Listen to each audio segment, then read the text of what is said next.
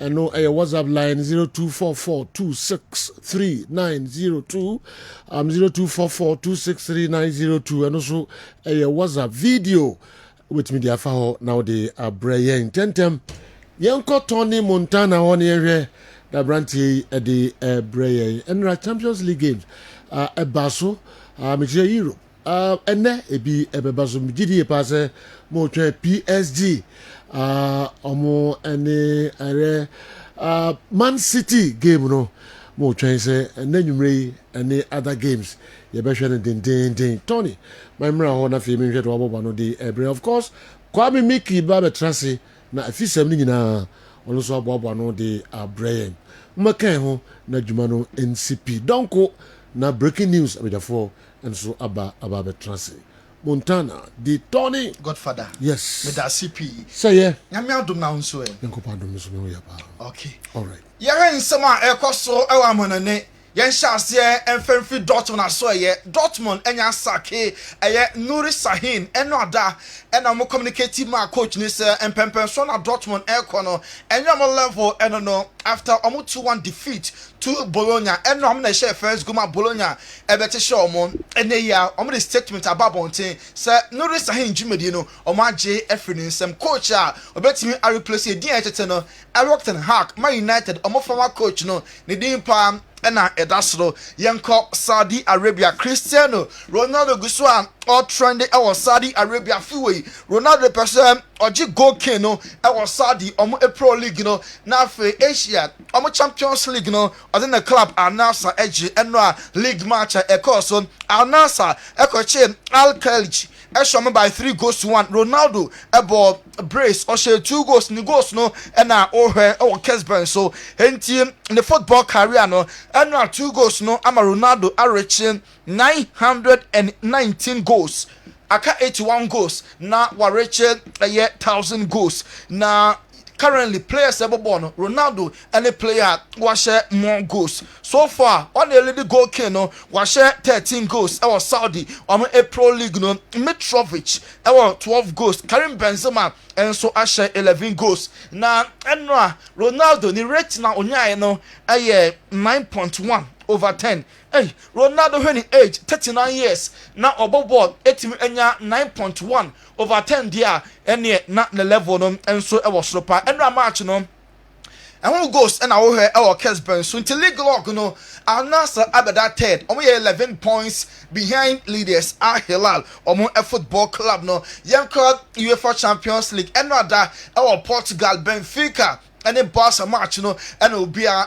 can some game no how a 10 up na confirm ye need that set Barca at a form 4-2 as of the 73rd minute now so Barca ebe stage La Romantada from a year sub point no na amobetia share by 5-4 no obi a Barca Basso na unim say Barca Champions League no omo ashe 25 goals so far more last 6 UEFA Champions League games empty in the UCL what they compare La Liga na dia Barca more in the Champions League no e da sonko kra what they compare more omo or La Liga no omo share 5 goals etia Young Boys share 4 etia Bayern share 5 etia Red Star Belgrade share 3 against Brest 3 against Dortmund and Enra 5 against Benfica. Now Robert Lewandowski the last UEFA Champions League games in Siano 9 solid goals and washe brace 2 against Young Boys 1 against the former club Bayern Munich 2 against Krasnodar 2 goals against Brest and Enra obo 2 against Benfica. Into Enra, all the goals are the PF3 Barca and the Benfica match now here our Kessben television. So Barca we need here Nelson a game full of errors, especially the goalkeeper Shazini and now Barca goalkeeper no now our committee penalty now or PF3 in the line. So any opponent player by clash and no Barca at so a win here by 5-4. Also goalkeeper no mistakes. Full of errors. Game there. And from Sonkwa, no wonder I say to me, 9 goals. Kick it to Raffinity. And no, them from Sonkwa. Well, lead 1-0. 1-0. Number 1-1. No, be lead 2-1. Number 3-1. ọmọ bẹ ti ba ko na 3-2 na mo de ko 4-2 afedi 4-4-5-4 where me na teams dey do but don't yanko Chelsea goalkeeper na oyem from so pin at a point in so save so after the game or 6 months ago na Rawita say or enjoy the playing like football now was back and or enjoy probably Chelsea goalkeeper and my Barca. A game full of energy, of plenty of goals, freak accidents on both sides. So very strange and emotional game, but we're very happy to win. A few months ago, you were in your sofa, waiting for something, and you are now one of the team who is favorite for the Champions League. I don't look at it that way. Because there's a long way to go in the Champions League. There's a lot of fantastic teams, and we're going to have to be at our very, very best to even compete in this competition. So yeah, for me it's been a big change the last 6 months, but I can easily say that I'm happy with my decision at the moment. Last question: how do you explain the difference of Barca in Champions, in Liga, in Cups? Barca fans. Me Uro say omo jenim gwase. Yeah, sanko ye 4-2 no. Afedie. A raise point very very interesting. Say Barca really fight for be about mamba so. Nanso na enye great game. Great game Atletico Madrid from a goal that be Leverkusen 2-1 no. The entire Okasa say Barca match no na errors no from so na draw so nti manager ne dey publicly obeka say na niaje nanso tena se na analyze ya on said that any nje performance Barca e dey my over 90 minutes no na enye performance here because errors and from so no na ados ye papa we any sama sorry Henry manager say na coach France Olympic team no or a Barca former player obo Arsenal and so pensama ono and so edi atujwa na Rafinha and I turning him right after the game no and tokwankwa ono any Benfica for no na enye easy also ono obuade pa say o respect na obe respect or they respecting so obe disrespect brutality and after the match for dinner time na ma ono so kodi o matem antekwa no and so esore ye and de course so turning no na enye easy cry ye beto so e wa Atletico Madrid eno ada our Civitas almost any Leverkusen a boy Leverkusen a share first goal and Julian Alvarez and nada oba emwapa ede Atletico Madrid also ebe share 2 goals in the last 5 UEFA Champions League games 6 goals and washe ede ama Atletico Madrid and nada or two so efa man of the match na Simone Inzaghi coach ema Atletico or seen the targets and say obe reach the finals of the UEFA Champions League and ball Alvarez abaso say obaye omni eniema na obetimi aye enchonko fan from Man City na obaye eniema am expect ni sapepepe na oye e de ama club no Xabi Alonso say equalizer no e ka na etie no how a go ne baye no eno na e kill omo spirit eno ada omo eto so elusie by 2-1 yanko Anfield eno Liverpool and so Chilil Ashall by 2-1 the only club omoye undefeated unbeaten in the UCL Liverpool and nada match any goals appear free mono and now our Kessben television so Mo Salah and share first goal and the Emma Liverpool football club no into UEFA Champions League no Salah was share 50 goals now after the game ono ekasai Jonathan David and so a Lille player on the consolation goal no and momo afterwards no Mo Salah and Jonathan David amomienu ekasai. It's a different manager and different players. Yeah, we have like 3, 4, 5, 6 left from that squad. But I think we have a good talent. Players working very hard. The manager also have a good idea. So we just give it a try and we'll see. 50 goals in the Champions League for Liverpool. Can you hang around long enough for another 50? I'm not sure about that, but I will give it my best. Player of the match again. Thank you. Bit of history, Mo. Well done. Thank you very much. Thank you. I think there's some positives that we can take from this performance.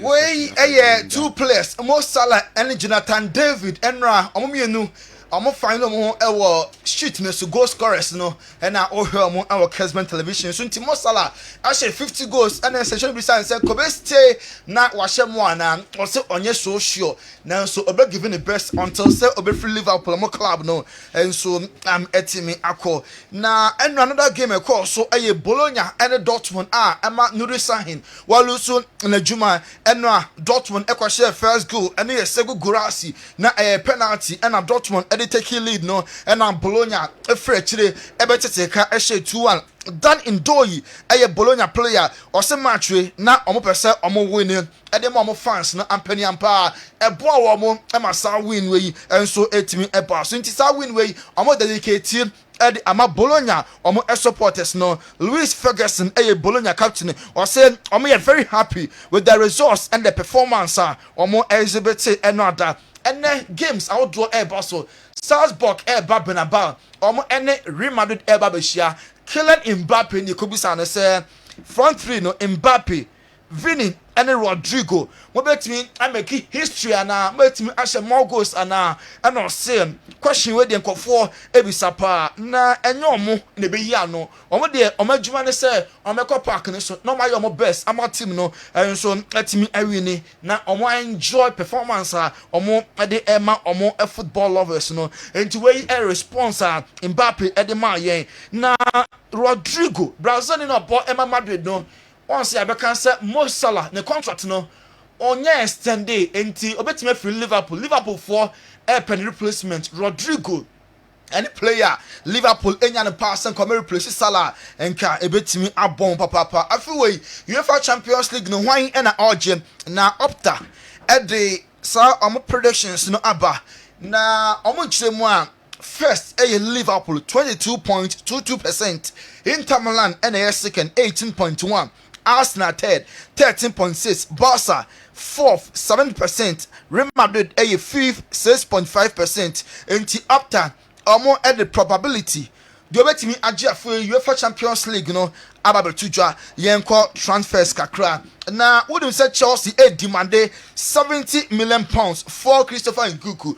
Birmingham for the air na 70 no and buying for him person for Christopher Nkunku say January na okoto player 70 there at the Braka. Chelsea so another winger instead of a striker. Kofo Bieka said Chelsea wingers need and come ya there pa a lot na come first striker or ye out and out obi oye number 9 pamra na so as a Chelsea Garnacho did do with United player no and still on the Chelsea for say January omo ebetimi afano na Tottenham Hotspur omo team omo defenders no omo prepare papa na omo so reinforcement Tosin Adarabioyo defender na or some more goals Emma Chelsea no ono na omo prime target omo enya Tosin Adarabioyo omo enso Arsenal striker na yetete se omo dream striker Alexander Isak obo Emma Newcastle na the others so abeka Benjamin Sesko Din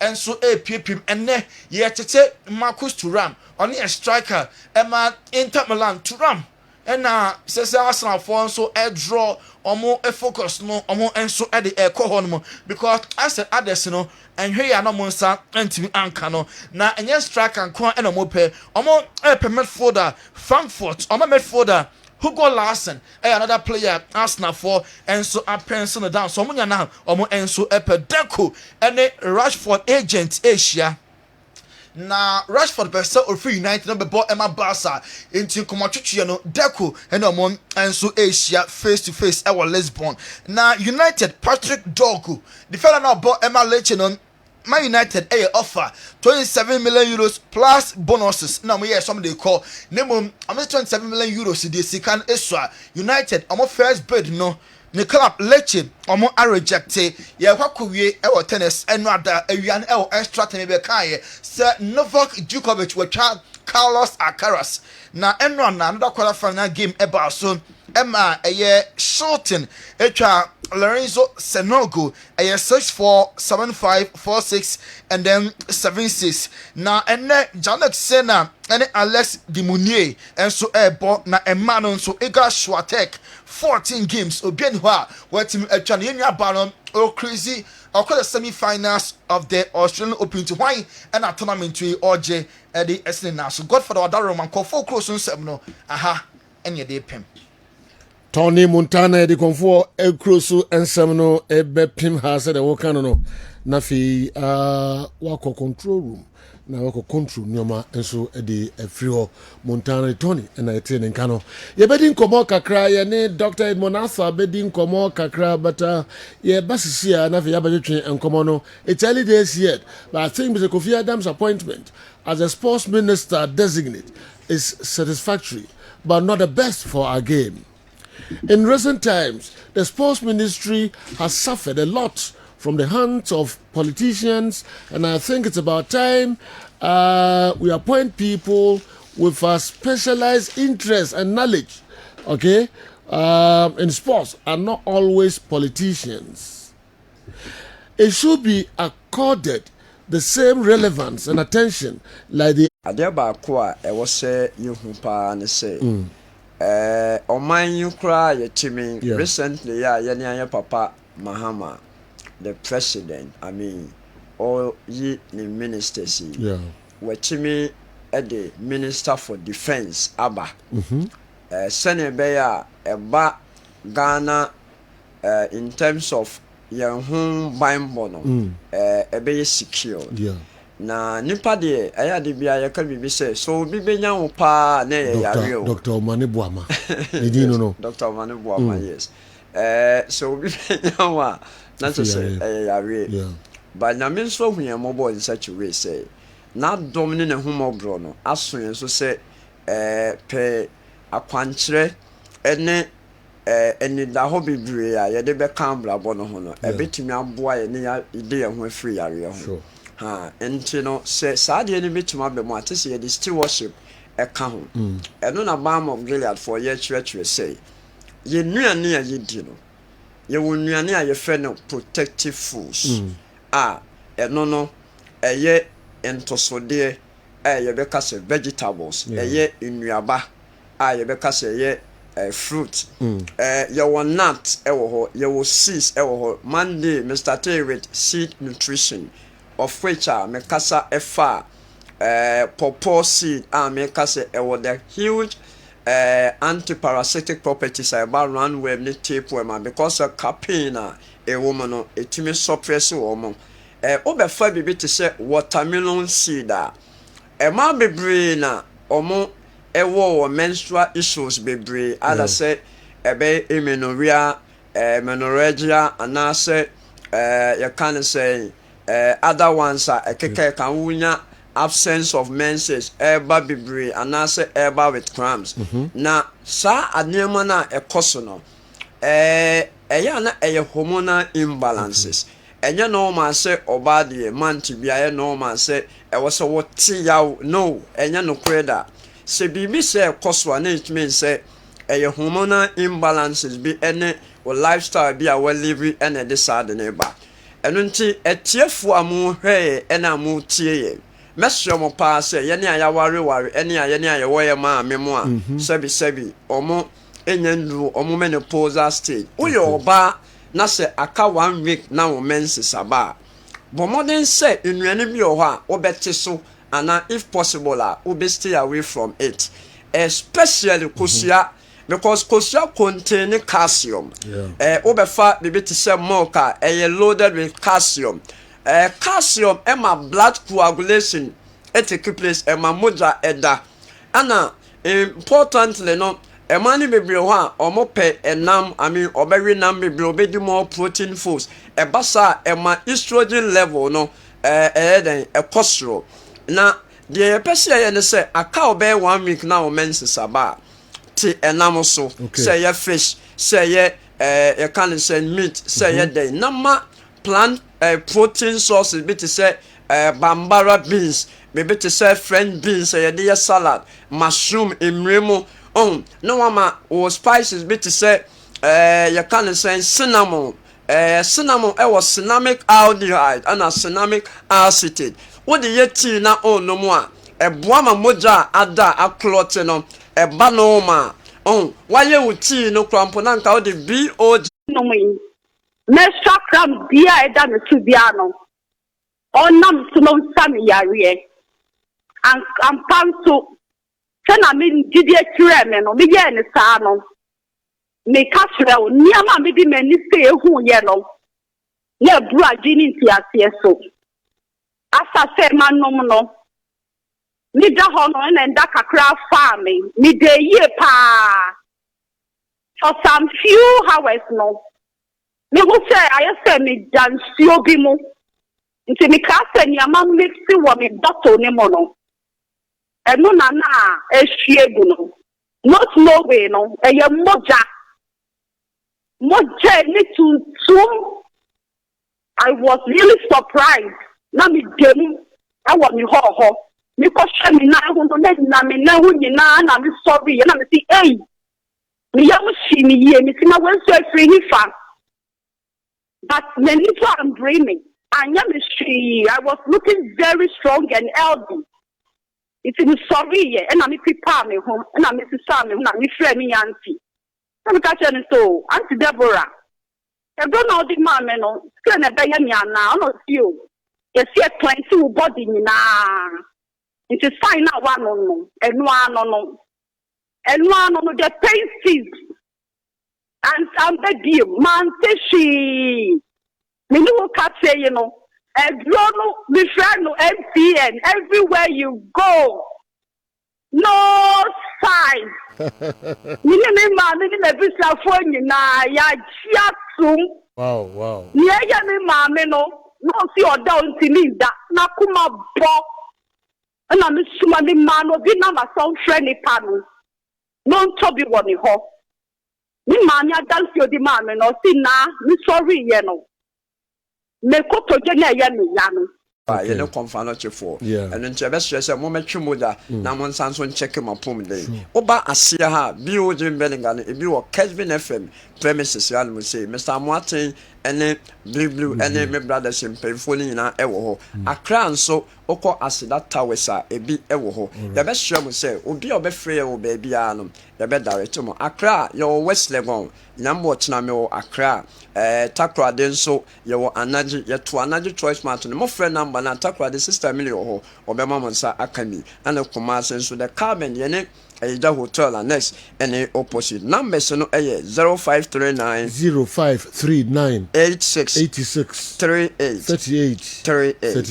0539 86 38 and I said 0240 51 21 71 0240 51 21 71 yare bia how bia no ba for medical labs anyone no onom eka ho ebra oba ne ye labs ne hu ade ne fareba ne a chiro ne wo so wudi ene no ye organica ye de be ma anom account bibia ko ne na bibia fa nsejo ye ko ide na ye kase nyame hwa aspem ana strong man so ewo ho sejo me jira me na so onsa no pe ebra miki eka ho ase Ose minchina menaso.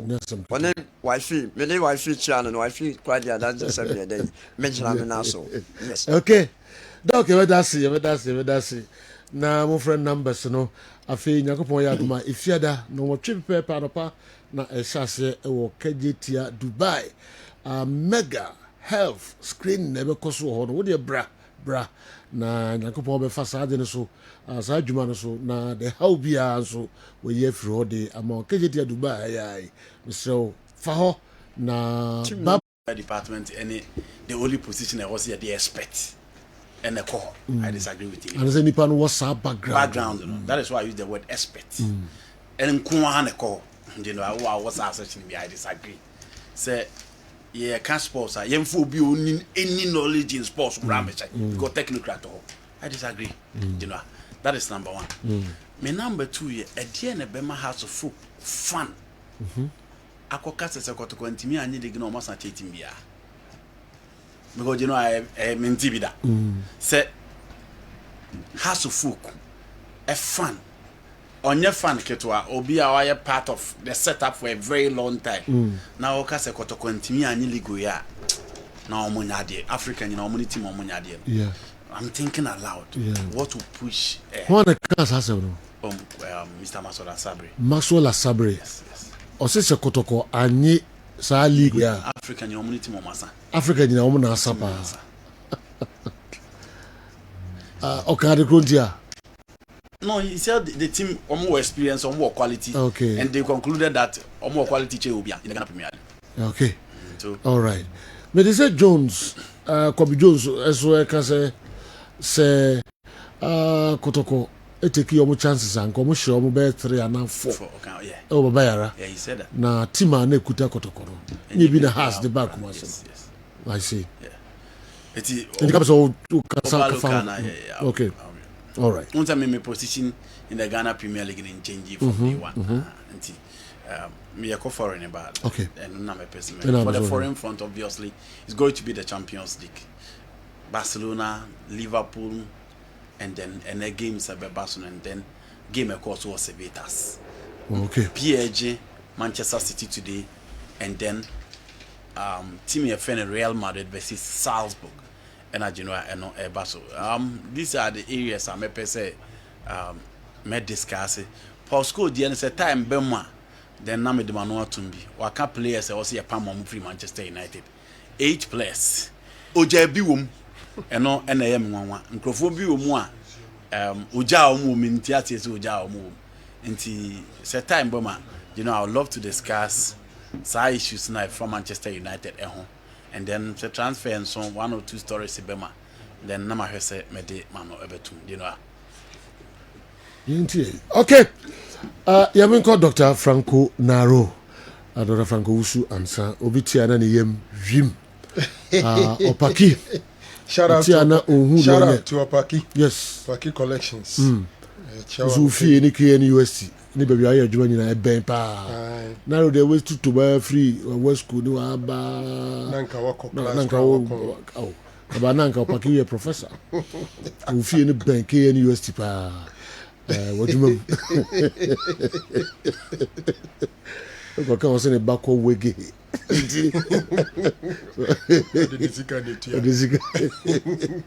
All right. General. Yes. Yeah.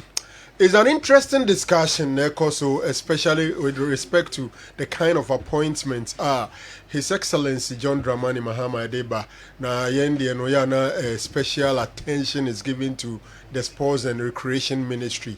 Andy has an opinion, and I also think that ministerial position, a managerial, into yes, so when you expect a additional advantage. But I don't think necessarily as say oye obia like oye obi or honum and you can ministerial position now to say sports and recreation. You look at sports, only you can sports any recreation at their boom. Sometimes back it was youth and sports because the belief is that youth now are involved in sports, but youth empowerment is a crucial aspect of that ministry. General, sometimes we rise it through a certain level. Now we acquire certain managerial skills. Ya na ntam fa ho bebre. Baby edo beko akoto. Ubetumenya take ye kroma say ye bobo omo a yemfa ne say bi omo sports ministry no are relatively enkrofo fi so omo ya ade some of them na ro team ho keke o. Yeah, okay. On say Andy no e ka say oni omo mbeka say yes, and you also only it feels like it doesn't matter. Okay. It doesn't matter. Good. Right. Then the other thing has got to do with Nsema Masola Sabri kind. Me feels that the end so it has in but Sekotoko quality saying has and that Kotoko what the quality any league now yeah. Yeah. Or it has in the messenger and the message in the but me sure any other person can say this season signings are Kotoko in the second round any baby Madru Kotoko any league now a bayan one now Kotoko san minutes any pan Kotoko should win the league. But it's the messenger and the match 70 years na ma o chance to compare near has here any de Kotoko ye I nunti ene yeah o can me follow us yes into no ese Kotoko edge na ɔmo kɔ Africa kɔ perform ɛnyɛ saa na Kotoko anya de kra na Kotoko hyia ɔmo wɔ nkra Kumasi no na ɛsɛ Kotoko hyɛ no less than 3 goals because ɔmo quality na ɔmo de buy ne Kotoko de ɔmo so parody na almost squander chances near the edge. Almost born, yeah. So far, House of Folk need existing quality collectively. Existing quality collectively. I feel a team, coach Aboka Watara or Shishe. So, only existing quality collectively. Say team near Kabom, no more quality, and say it's a new team of coach in Oshishe. It has to take some time, in my opinion. 2, and you have some kind of to cooperate. It is so Obuhas a train, the former crown, it's of 1 page.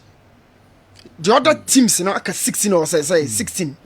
Oh, no, or Casa Kotoko quality was so clubs in us. I was watching in the Esa Kotoko G League and it has some. Oh, so Casa on no or more boy, and no.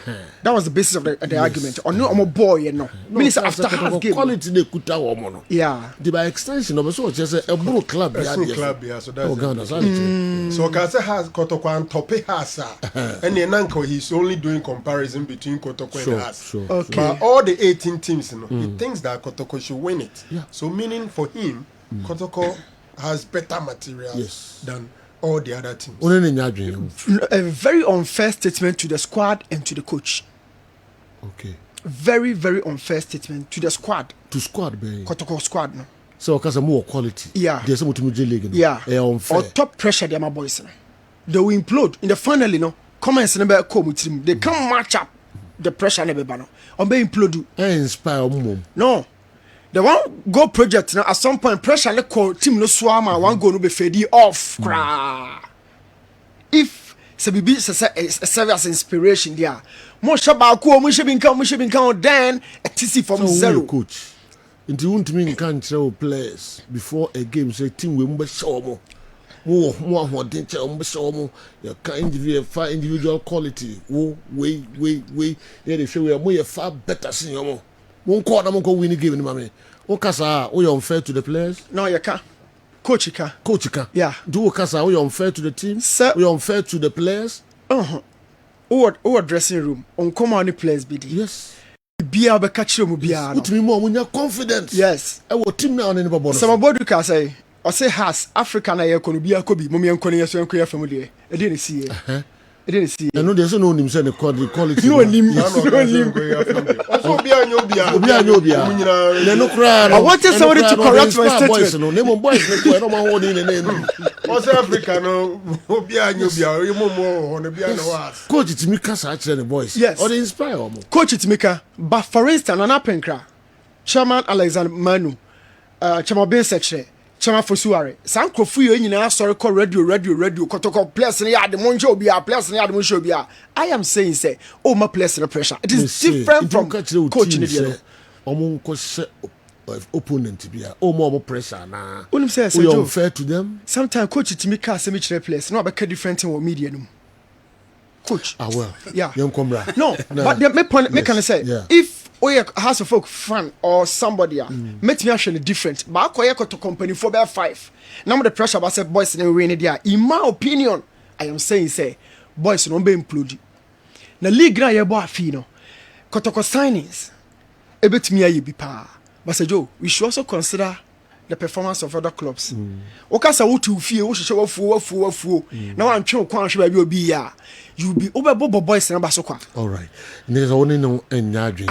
Let's just say quality no your teams are more quality no so check Kotoko. Collective quality. Because your teams are more quality. I was so check asante. Yes sir. Oh, okay.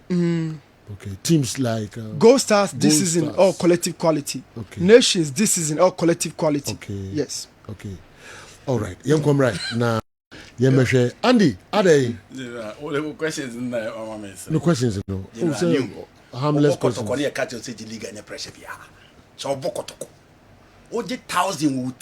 not the contest game. Look, quality in your cham too. quality no your chemu too. Gold Stars I follow Gold Stars. Who say me pe Gold Who Stars? who follow same? Who follow Gold Stars? Who follow same? And Razaka bro. We are not doing individual. How do you say oko individual? Maybe him say okay, my correct me the maybe the collective put the team together. Men pick back. I didn't do that. Okay. Men treat here no. Man fan back. You are not being fair. Oh, make a team say you can use your criteria to judge results as a team. Another person can pick a different criteria. Besides that, who can collective, but individuals they make it collective. You know, so individuals need good. As a matter of time, they can have collective quality. Enti obika so quality. So other time be sure. Obika quality. Yes, we bet maka squad individual players obia quality. Any team ne board a boom send your mutimi boom na omo quality no sisitie.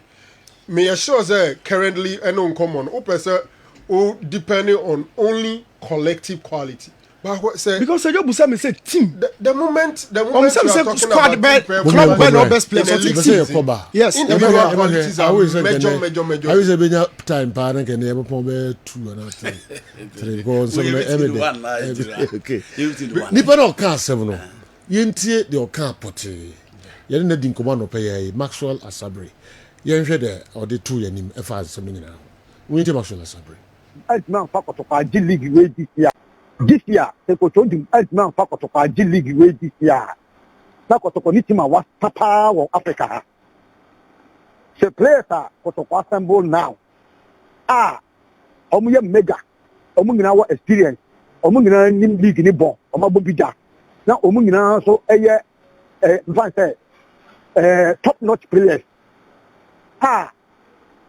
omu assemble ma koto gumu no se ogum and man fakoto ko ni this year's leader na koto yi team omu stop the whole world I mean team wa sasa enti man is now my no is stronger than any other club. So currently, Umutamia, Kotoko, assigning better players than every other team. I expect Kotoko to perform according to the signings of Mayeno, and the league can be there. This year, the Kotoko, man for Kotoko, G League way this year. Na Kotoko, Nitima was Papa of Africa. Maxwell Asabre here cover the Sansimi no di 2 okay enti say opinions are divided wa so there so Andy there and afi doctor and so there the abreye say the corner individuals na team and and individuals in team. He was referring to individual players. Yes. But before that, the Kaka said team was some power Africa. Yes, it was a team. We are individual players. Who made the team? It takes time to build a team. Who makes the team? So what?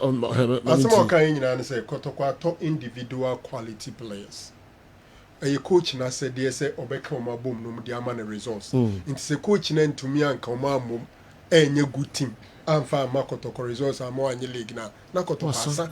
International Kenya, he is talking about quality individual players so many team being assembled by management by the coach. And it is the coach's responsibility to ensure that these individual players play well and get you the results. So and to me and yes not just was set. Sure. That's how can and I may say yɛmfa individual sɛ manya Ronaldo saa 11 yɛmfa mɔbɔ ma no nyɛ yie manya Ramos saa 11 yɛmfa ma no nyɛ yie so team man your team it has to take a time and this is what say when team man na nyɛ team no amfa ni league na so players na omanya no quality no was so che obia de nti omane nyɛ team no amfa ni league and I say first of all quality na can me disagree okay amfa ni league no a pressure not to disagree okay yankomra yankomra ba kakra and also saying also board the of can say Newton ya de Kotoko man so on coach na wa anyele ko nim say e be pam no so we player we coach na be coach Kotoko na yesi liga me enye pressure you know pressure we ne dey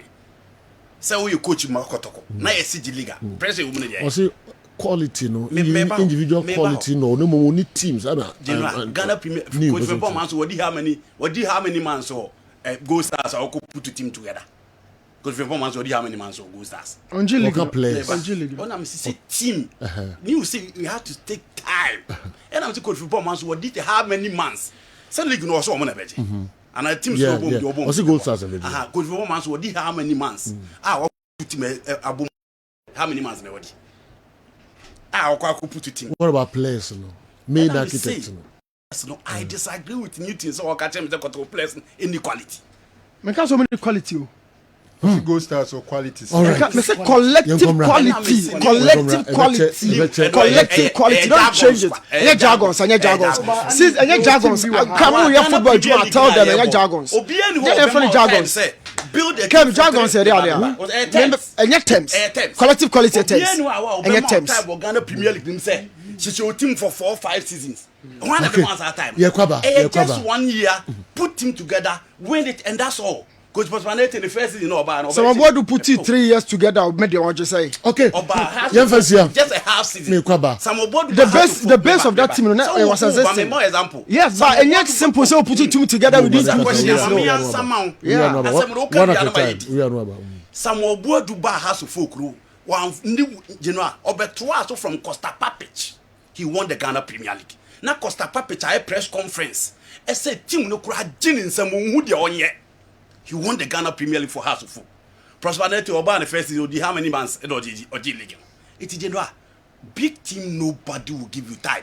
Prosperity last season was now and was saying at time. No Kotoko fan will give him time. He has to win the Ghana Premier League. 30 seconds. Chief, yes. Kotoko performance I feel so many power. Almost like 21 last year. 21. A true for you me I keep saying it. Justice Blading knows about Midfield this season. Kotoko attack, was virtually new composition. Me Kotoko yade, but I feel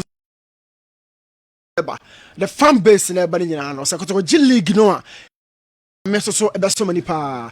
But so kasa so man it will be the worst team in Africa I said yo and no crowd baby season at Leicester City a G team a G EPL national individual.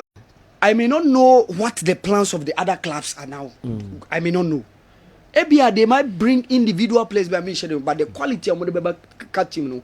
Ebia now bro result akotoko dia ni ban. But would you to say quality na akotoko ato na eso mutim di. Oh, it's very good. Eso mutim di. Yeah, it's some di league no. Eso mutim di league. Yes. Wow. Yes. Eso kotoko ji. Yes, because what say na 17 other clubs or say me kano me nka say what's quality na matter na eso mo di league. Yeah, they have what it takes to win the league, but other clubs get me here they are chain omo de aba no. Oh, what do we have account?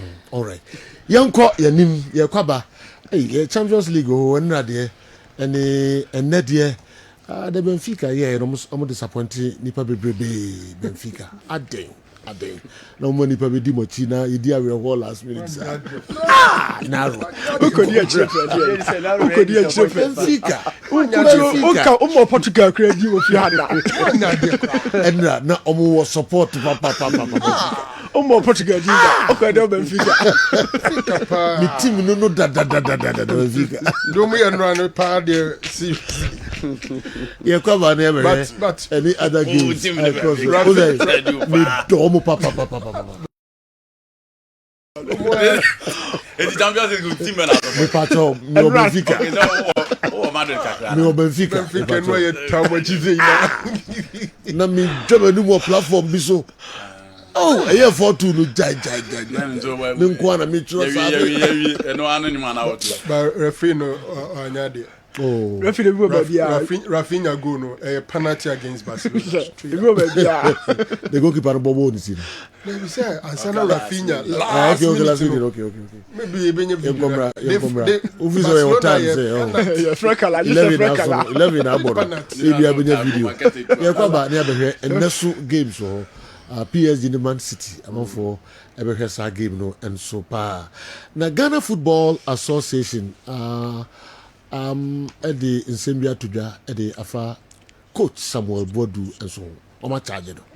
Samuel Bodu insma okan after Chelsea enemy DM game e ba so e wo eye brekum no. E pa mo cho wakan sma im sa no hikura chen do okan no. Mumi ntie de waka sisi ntie kakra. Nye de okan no brekum no. Do de to aso no. Just make the Chelsea team got a lot of mistakes. Because you saw it, you are here, you saw it, then you saw the officiating. If you keep officiating, how do you expect the players to play good football? It's really bad. If a player go for ball, when there's a penalty, disallowed. But opponent, when there's no contact, you are right there. He said he saw it, but he didn't see our penalty. And look at how they throw their hands and allow them without cards. And whenever breaking Chelsea player approach any, there's a card. How can you officiate such a game and taking such a dubious penalty for the opponent? Can he officiate this matches around other centers? It's really, really bad. And I'm not in for I don't talk much about officiating, but this time around I will complain. I don't mind. I'll complain. They should change their mind to be positive mind and officiate the game so that we can get the beauty of the game. Is it that we're having a poor officiating or there is very poor. I said poor. What do I said poor? Just make the Chelsea team. Okay, it is Samuel Bodu. I don't know. Baby, I know, yeah, poor. I said poor, no, sorry. There's a video of poor. Amen. Poor. I said poor. No, sorry for you. One from question. Coaches is brave. Coaches is brave. Referees. Some of them will work. Referee being near coach. Yes. At the end of the day, yeah, me can't say Mbabe hold the brief for Samuel Bodu, but coaches be Juma. Referee be acquired the picture say it will feel say be BNC. Na Samuel Bodu aye wild sana. Mona mumu sama nti be BNC. Na Samuel Bodu ekikemsa. Debi. But no sha and check cra and Accra Lions ekikemusa against a friend says Dreams FC. Accra Lions nyakopon na ye adom ene nya videos. Omo kekem sa trotro nsem bebrebe kr ya charge omo. Ba video no be support you know. Hey referee ya get it. Wabra video bien who say video ya ye show referee dey na hano. Obi anya no the next a year wo no na ama referee na no na mampani ayi no say sports ministry ho obeba na obehead ho obefam e wo vetting mo magina tum about a sports minister, sports and recreation, right? Enti say Kofi Adams say jama sports onim ho match na zoology no koye ewo university. Enti no yemfa no nko zoo onko he onyini ni asono ni ade zoo. Kofi Adams say ya no kakra mo enti ono zo kakra. Players to play good football. It's really bad. If a player go for ball. Okay. I'm saying to kakra wo mo enti Kofi Adams. At the beck and call of Mampi. Okay. So I say okay, me small. No NCA, but Randy Abe, Dr. Randy Abe, sorry, no yapa. Ona say Montpellier yino Coco board. Okwa head ho. Wakasa de afa Kofi Adams de ye ho. Mumi enti enu ansa. Nsema ekafa. Him and I have been chatting. It's as if we knew this was coming. The last 4 or 5 days, we've been chatting almost on a daily basis. You know, and but I don't know, I'm more of a boxing person than football.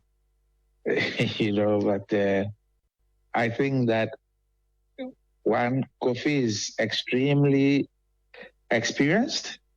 He's a very good leader and manager. I mean,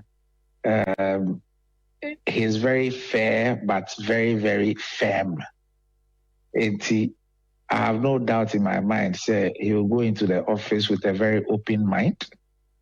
You know, that is an office I will come one share.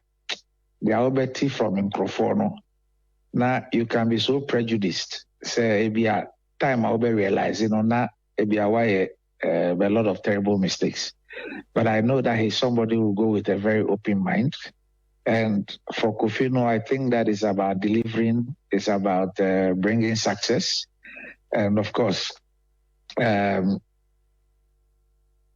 know that all what he will be about is about making sure, say, Abema Ghana, and I'm sure that he will treat everybody fairly and he will take the right decisions. And he's a very, very tough it's a very tough and fair. Benfica team we a team omo the quality enough.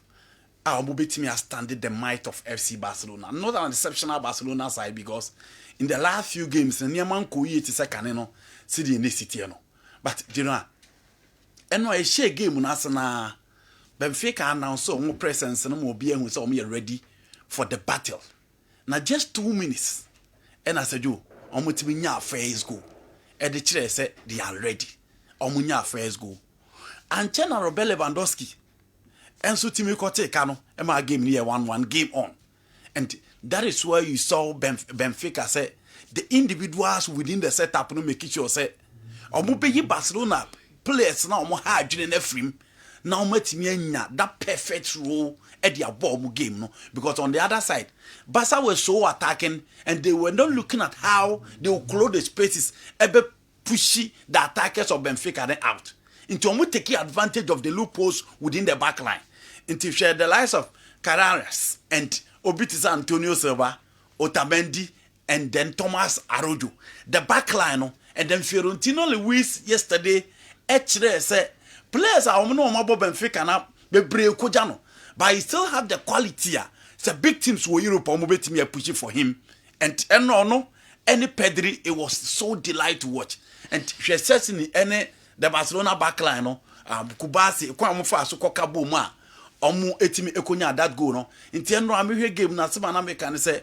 just last week na ba say Ronald Araujo Barcelona person or 80 my friend Juventus but Barca fan baby believe we say ohwe Kubasi na ohwe Inigo Martinez Eric Garcia at least no experience na the consistency at the backline was so nti also stay Barca do enra ohwe ekwan e beda Barca defense wa Baldi was so attacking Konde was not at his best and consider these 3 goals no but you know and no move Barcelona players na bem they continue actually so fight so Franco this is the penalty I was talking about almost how many penalty ni bio ekwan a player ne fa so huru ye any me who said the certainly who anka player but me who said maybe na me say me try refikala but me sure so because of the intent ne ho anka me dem hear ball ne ho anka but he whistled for a penalty. I don't think it was a penalty. He whistled for a penalty and this is not an ordinary referee.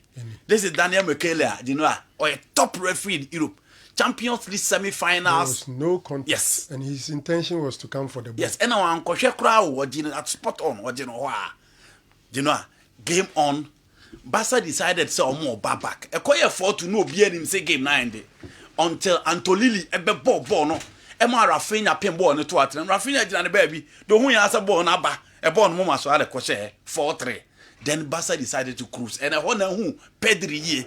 This is one year very good season in the Barcelona setup. But NY one of his best games. I'll be who Pedri saw everything in midfield. It was between him and Fiorentino Luis. But Pedri on the ball said you not adding so bit me and stop on the ball. Look at adding the range of passing was top notch. The dominance playing in the control was up there. And only idea a have Benfica sa.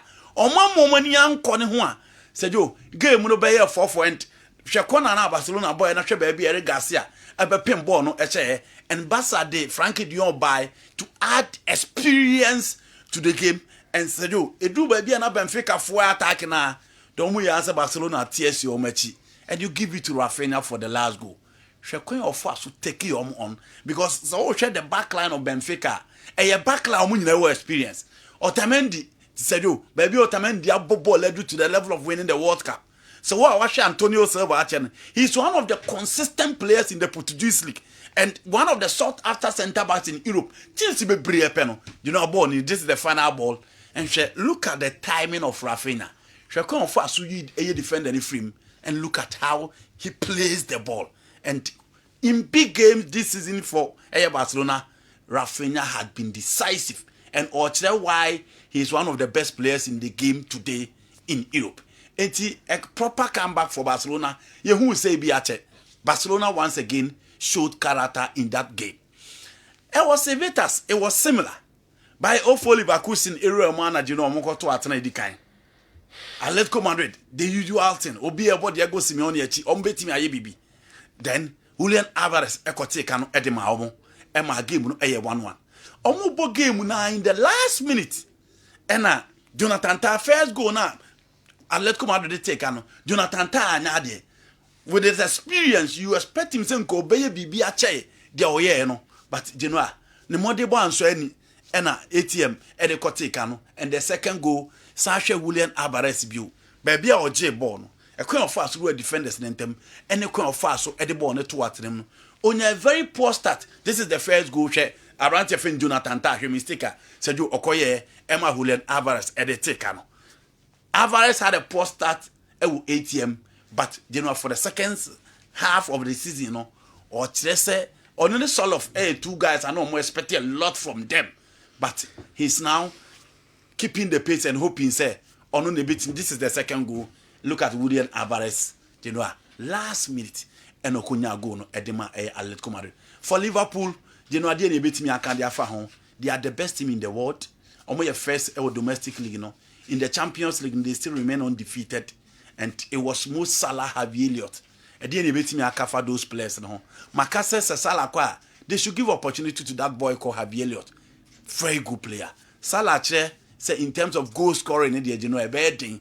Born in a tohon kwa de obeto atenem and a juma and slot no said you or chese a juma no nim now we are only hoping say omobeto as say ya na nkoye se finally no enko emfa enko sere and the two big games Manchester City ball against Paris Saint-Germain what we PSG na who say PSG at home omo nya den against Atletico Madrid omo lusu ye against PSV no ben omo ball draw against Girona last minute and a Girona omutimi ehye na yapon kra wie and omo che team e friend Girona nti at home team a ye friend Paris Saint-Germain omo nyedin Manchester City omo ye very inconsistent this season in the Champions League but Makase after watching their last 4 games omo confidence level ne back nti the city that you know no and that city no na obetimi ehunu no I don't think say niam bebre besesa PSG team no. You only need to make sure say you put the plugs on Bradley Bakola and then Dembele. Those are the two guys I always expect on Behadre. And the midfield of Zaire Emery, Vintinha, those are the guys. And then Fabian Ruiz, Ube Kupise, Ube making sure. But for City, the moment Kovacic fit, Iko Gondogan added experience and Kevin De Bruyne is available. Phil Foden a pick Savino a pick and then Ellen Holland and so a pick. Jagrelis Munina gradually they are picking and Uhe Dokua season they start here and Koye, but you know Munina epic. We a game Manchester City at the Parc des Princes. The last time I'm called Dino Koye de Mamu, Emma Omu Etimiko Wene. The last 2 Nina Niama Koye at the Amomuti.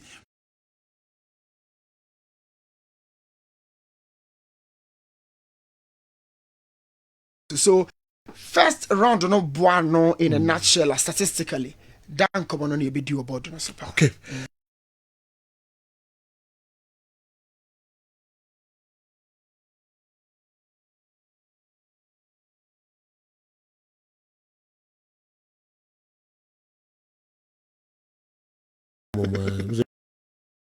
In be one at Lancaster.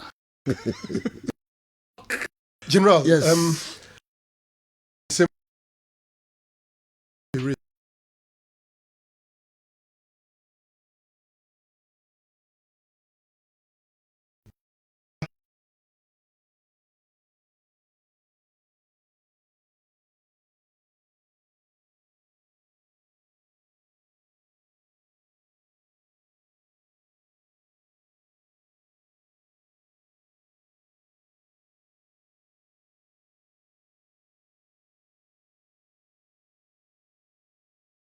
team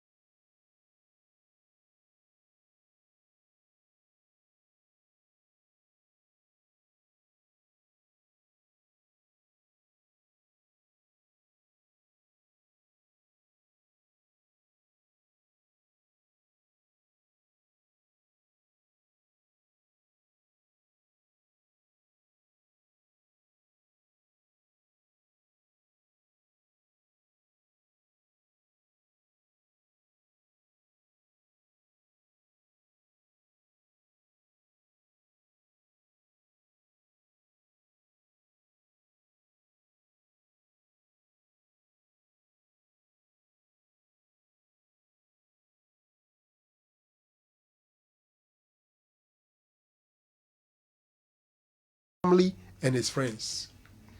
I say, Neymar no. O sembe brianko beka de afa no. O person ka positive things about Neymar no. Eno no beka.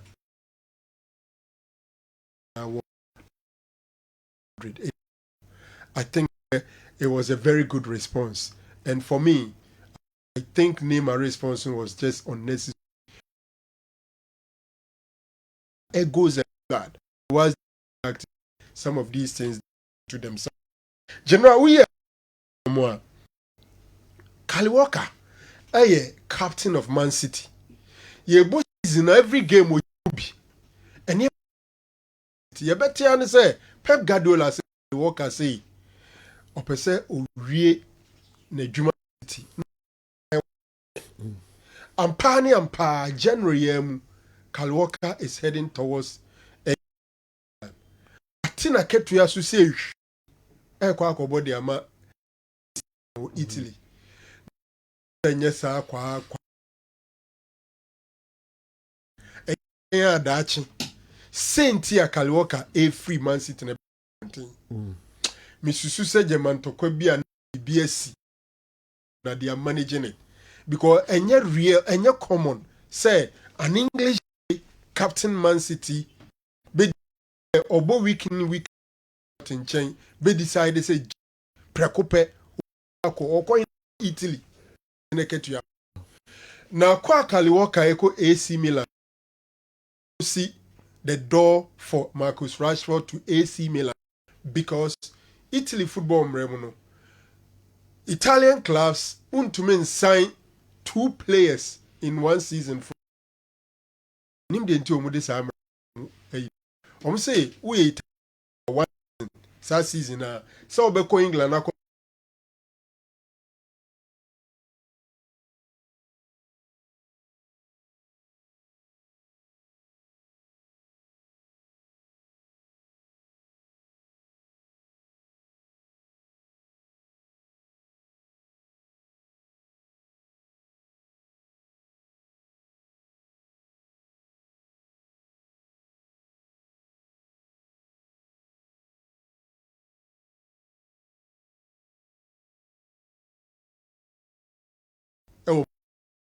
and they be on backup and now say obetima compete a long-term replacement for Lewandowski. And Komono Mudi nyina no say Bianca this season don't begin alone. Problem with Barca ne say sika amudi betua salaries no like it's closed. Oma exhausting no. And so mbetime the Rashford about there I just omuja players be kwan. The 2 players omu here Eric Garcia and Ansu Fati. And no be a Eric Garcia adwuma odidi ma Barcelona. Ahia nkomodie ne baby bi ho but they still think Abrantie no esese oba me find out one dog on law na oka no say essence England free Britain free EU no nti ama e that negative impact no e was almost nti ye classify almost as non-EU players and we one of the things that be affected Rashford any vis-a-vis Kyle Walker more coming to AC Milan. Thank you. Okay, with my snappy man. Oh yes, snappy. You see Paul Scholes and all 8 players say United John Mokwan. Na team no revamp no. Obo Lisandro Martinez, Matthias De Ligt, Luke Shaw, Mason Mount, Anthony Zeski, Casemiro, Rashford. Na uhwemu obi ti say Anthony DHS one mpren ho kra na paw yenya no kwan. Na Lisandro Martinez ne De Ligt de no na na emu kakra. Me emu wan say ubeja Johnny Evans, ubeja Lindelof Dean, na ubeka se bia Lisandro Martinez, ene ubiti se Matthias De Ligt, yentumi nyomu kwan. Menene ya adwen se Maguire should stay. General, I also think say Tyler Malaysia no, went to meet United standard. Because look sure now about left full back no, now no, bedi echire nso pra, na still untumi mo, near bekwa kofa Dalune de na babe bo wa se chance he couldn't make the standard until overhauling the be here but some of these things it can't be done in the January transfer window general. Wow, I mean, we have 2 messages here. Himself, but in literature, Maxwell's words will be classified as Assam hyperbole, meaning an obvious and extreme exaggeration. Okay. Kumasi Asante Kotoko can never be considered the worst team in Africa simply because they failed to win the GPL. Instead of putting unnecessary pressure on them, what the team needs now is not noise and criticism, but genuine support and encouragement. Furthermore, Ghanaian referees are magicians, and the funny thing is how they get unpunished for their abysmal performances. Oyinba Kwachi Cologne, Germany, and anyway, Ebrahim. NTK, Ejusu, and Alpenwasem. All things being equal, and on the face of the pink sheet, Kumasi Asante Kotoko's current crop of players should win the league. On the other hand, having quality players might not necessarily lead to good team bonding and cohesion. Please, anytime you say Yanko Doctor, I get confused. With the greatest of respect, can we still refer to him as Sir Franco? Nowadays, it has become difficult for us to fire him, even when we don't agree with him. Asembe Nkreni, the doctorate title there, seems scary. I'm thinking of going for mine just to scare off people like you. NTK, I guess so. Former Vice, MPP constituency, and just so. NTK firing there, so we won't fire. We know me near one side. You fire one and keep you defend you. Yes, so now what they about? Me shut down fire me that, and I mean fire out that guy. So we can have some trouble. TK. Yes, I fire. So be and Kessben ko doctorate ni bi. By how chira sem ni ade no, enye easy. Ka na ro nkomo bi oni me din kokoma me pese me de beba ya man all sakra. Yes. E di kura no ni di bi. Ni wura fi kura se obodi di come cause na wo betima ya de we bi. NTK. Wo betima ko doctorate degree wo. So ye di aba be scale. So we dey say chuku na bi omo wa ejusu university ni o university o to Catholic University was soro Josuma soro yes Josuma Spiritan yes me pro me so met me abo na forms ni bi na me link na send no ya kai wo adi enko anu ya atwa wo ayo kwa ho enye kota roba de kufoga mode kota roba nyano edi doctorate yemfa kota roba edi doctorate be ba do so wa shime. All right, Evansia. Awa, can we go in komo kakra? Yeah, Okoba mehe Australian opinion kakra. And of course, former CAF vice president are criticizing Chan tournament. Say you postponement. Okay. Okoba me kakra and kitwe bi omo sala. Say you Okoba. Okay. Enti yekwaba na ni nyina no. Yene hunsem enso abre mo. Cement heba mpanifo enso awura studio ha. Yene ombedin komo kakra eba. Yon sempi ese yo bobo so krankra na opaki professor in boutique bit ma fa prof na to ho so and yes obi a bit ma fa bi right tech na ben on ko school ho na ko professor no ho oti SG mo so ye professor awura de nyankopo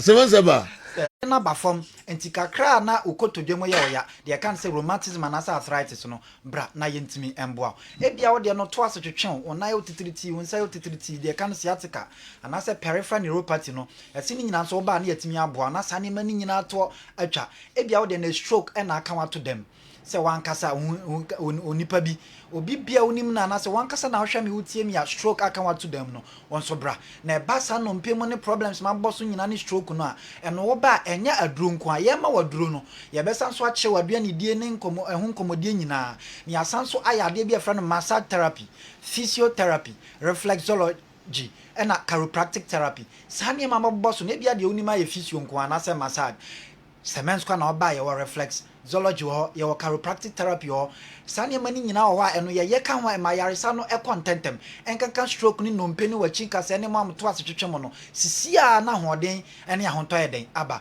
tiati tutomika bra Semens Herbal Clinic na yentimi emboa ebia wo de na prostate no chimato bi aba ho amadwo nso na kwaye bibia ho ebia na ye akoma problem anase liver no eye brebo no yesesrade adore ho wonya hepatitis B na hepatitis C me se bra yentimi emboa ebia wo de na kidney yese kidney no so kidney stones anase kidney na feli chimato be na aba kidney no ni nyina oba ye betimi aboa ya mpo yare no so a enchese ntu anama ha na ye mre ni ntia wo dia obeya ne se obefre numbers no ya so ye ewo kumase asokore mapo free numbers ni sisi a nabra na yentimi embo 0530 0530 123 123 996 996 0530 0530 123 123 996 996 and 0240 0240 61 61 60 60 61 61 esanso go screen no so fresh sia na doctors na wachi no ye na wo ending komo diarrhea bebra anasa yare hankrofo bebra na nse edo so na emre bia no yade a ekoso namba nkwa na ekoso ye infection din samo no nipa bebre nipa duam ewo nsunso bebre nso de ba nipa bebre especially enamu yare say gonorrhea baba so say chlamydia say dwunso twamu yare de kan say UTI urinary tract infection ana syphilis ana candidiasis ayo depua sa enamu yare we nyina no ai hankrofo bebre no eno yesese semens wan ba ya so ye ama ye ntu ase amfiri ho no ma ne tena oso cha ewo nsusuanso bebra edebro oye oba ewo nsusuanso oye bema so ewo nsusuanso eno ntini yesese wo sa yare we bia enamu yare bia fabra ne ntimi ntu ase emfama ebia wo kra wonim se wo bi de na bema wahu bo se odwonso emu ye wo ya kakra na dwonso de sebe wase ana obema ho na nsansan bi egu ho ana se empo be se nsuo furu bema mu ba o sebe wo ko bibi so a wo chim kakra nsuo bi fita bi furu mu ba ana oba nso nsuo furu wase ba se ye kala bia se bibi wo kra nkasia na yemboa General Agai doctor General yes yes sorry so cry edro na ye dia ba bonten no ene ye kanfo dia ma obi bia edro ni di ni Semens Vital Herbal Mixture and Capsules Semens Vital Herbal Mixture and Capsules sadro we na obi a sabi bema bia wa emre e wo mpem bema bia ne mema sem e wo fom pa na ye no hwia anya ye no edro e beboa e Semens Vital Herbal Mixture and Capsules na ne mra ne de agan fa ba bia beti agan be pa cha wo so ye bema sabi wo de wo di so ho oden pa nanso wo ne oba bi kosia ma asisi na da ya na wo na premature ejaculation me pa cha so wo sa how we bia edura be boa e Semens Vital Herbal Mixture and Capsules agan ni bi kona koto bi na frey na ye moa na bia na wo ye bema sabi na wo prostate wo soro pa anase wo sugar e wo soro me pacho ni nyina mu no be frɛ efise Semens Herbal Clinic ene de remote health care de aba sa remote health care no ba bia wo bia no yetimi di nro bia sende o ye ma ye test ahodo bi ti so frɛ sa be mo ye test ni a confirm ya hu se o how bi o bia infection de na doctor kan ho asem ni bi o ti na ma me masem no fom no ye de aduro no bi ba be kan no ma gan na kan ho tu bon sisi a na o me masem ni nyina sisi no so afei so wo ye oba sabi wo de no mfiti kom ni ma sisi so ye ukone na bia bosume we mu enamienu bosume besim na miensa me pacho edura beboa e ya gan Semens Vital Herbal Mixture me pacho tobinom na emwa na o mensisi na ensisi so ye afenso obi won ma ne de na ate kokra be bosume miensa o ye hu bia enye ye wono a wahwe se onyem ono so a onu ni menopause me pacho edura beboa amana timi aba eye Semens Vital Herbal Mixture agan ni bi kona ko tobinom na beboa afenso se watenka atekọ wo low libido so yo ba so ye bema me pacho no medro ni bi edro ni beboa pa ama watenka na ayira dada ni nyina atimi asan ba besi obiem na bibia e kama de ama afi osisi eno de se ye osisi nko ade an maka cho se edro beboa e ya gan Semens Vital Herbal Mixture and Capsules edro we na age award e was best waist pain product ye ka waist pain ya sisi ya de edro we na age award enti entra ho na usisi no nka se sisi de no na de me ko me pa cha kona kota agan ni bi na nom na wa be hu na me ka cha se me sa de ntiato de to ho ama o minim de me kan enti na se me de ntiato de ato ho ama o unu madro we so usisi na ko bia wo de ne niema bi na apagya na aka osisi anasa wo de ne wadwuma wo ye ntenase enyina ho bebre na ayo sa me pa cho taduro bi no na yare bi na de aba taduro bi no na de bibia anye kama ma na mom dosage ne wo ye nsem wo frɛ ya ne a kyerɛ dosage efisɛ mema o maye mre wo mpam se do besi anom na ni obi a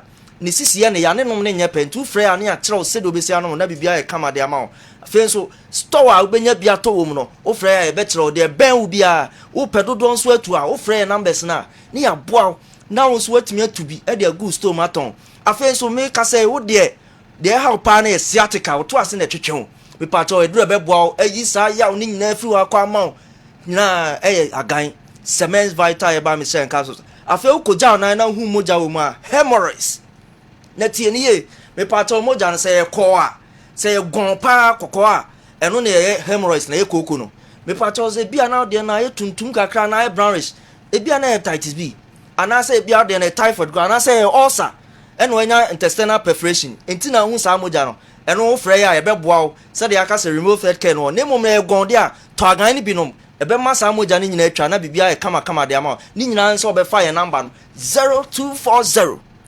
61 60 61 0240 61 60 61 and I say 0530 123 996 0530 123 996 to phones bet me after 0205 57 35 55 0205 57 35 55 General Montaso na woni yebedasi semen seba nkra omuso di abreye no mo friend numbers omo de to dware mo from komo bia ehu ehiafa wa yare hwem bia no fato manim na omuso emwa opa semens herbal. All right, yeah, twaso de amamo our Muhammad Baba transit here na fe ono so de ne de abreye ansa na local source o nyina no ente beko Newton Latte Marija Tanso na ono so de ne de abreye. The Christian Pulisic and Loftus Cheek both moved to AC Milan last season. When anyway by Ismail and Suman the abreye no our man for a twelve for the brain. Na fe minsan enti wan wi a me wura odi enum kakra na me di dwa kakra bi na fe de ye nkonkwa na eno so ye de bremo. We are watching you live at Nas Music Shop Adum. Nas Music Shop Adum yenchia mu nyina na Kwame Prince Seth and Dr. So or the doctor Eddie nanim oh yeah doctor so if you come mon friend so munyi doctor dey free o maxima mo be am friend Dr. So mon friend so nkwa say you fro tro pa you need tro lie fro tro maxima no be any o say you need tro lie said Dr. So kai all right me tia mo am shop no enso enyida awa Sergio yes Sergio kitwe bi mami yene Dr. So Mr. friend Dr. So we go for Dr. So tro lie they be as mo ko to so mi enu na mi sa ade se ha general oh haji papa dia ntra oh maximum na ko am hobi Mumia, Babia, do Babia, Yemi. Our Mammy, Sergio, and very important goal for Mohamed Salah. And Sergio, and what 50th goal for Liverpool in Europe. Europe on Kwano. Yeah. Yes, the 50th goal. And Emuno Onya breakdown now. 44 of them have been in the UEFA Champions League. Yeah. And then 5 of them have been in the UEFA Europa League now last season. Liverpool could participate here. Unfortunately, Atalanta, Eyomu, Ediko, Ekoje the tournament. And of course, one of them within the UEFA Champions League, one of the more qualifying stages. Now, I think it's a very important goal for Mohamed Salah. Salah, I said, what thrown it in gold for Liverpool. Oh, performance for me, I always keep on saying this. Oba Premier League in the first time it was Chelsea from FC Basel or Coninham AS Roma and Fiorentina no Oba back ewo Liverpool no say yo for me Salah has been the best player in the Premier League since coming back Oba around 2017 you too disappointing. And as I me catch say I see Novak Djokovic beating Carlos Alcaraz to it, and I think say he has done very inconsistent. Yeah, Carlos Alcaraz. Yes. So I was talking about the fact that all Grand Slam competitions almost share there. Say you, yeah, na ninsa Eda Novak so. And Nimi enu nyina na acquire finals. Obeka Wimbledon 2023 and the Wimbledon 2024. Or no Novak before no not only one spend we beat Carlos ever the Grand Slam, and that was French Open in 2023. And also with me the Baku account, and I think it's a very very important win for Novak. And even though say drop one set to Carlos Alcaraz, but the rest of the 3 sets no there say you he made sure say win. And for me, I think the Okoshi Alexander Zverev in the semi-final there. A mere formality. Alexander can spring surprise. But Sergio, I see Novak Djokovic after beating Carlos Alcaraz. And they say, Sergio, I see him winning the Australian Open. Even though Yam won a final and semi-final Yam Mason. Sergio, for me, I'm sticking my neck out. Iga Swiatek Nswaya there, she's on course. And Arina Sabalenka, so defending champion, is also doing a very good job. And I think that these ladies so try. These are former champions. Iga Swiatek and then Oka Arina Sabalenka. Etimia go through. Mana family there. I may see a different winner, but for me, Sergio, mana family there. Sergio, I fancy Novak Djokovic. I fancy Novak Djokovic. All the way. Winning the Australian Open. Sergio, okay. Me wish Hilda happy birthday. Hilda multi-credit. Okay. Okay. Yes. All right. Hilda. And then the birthday. Oh, nice.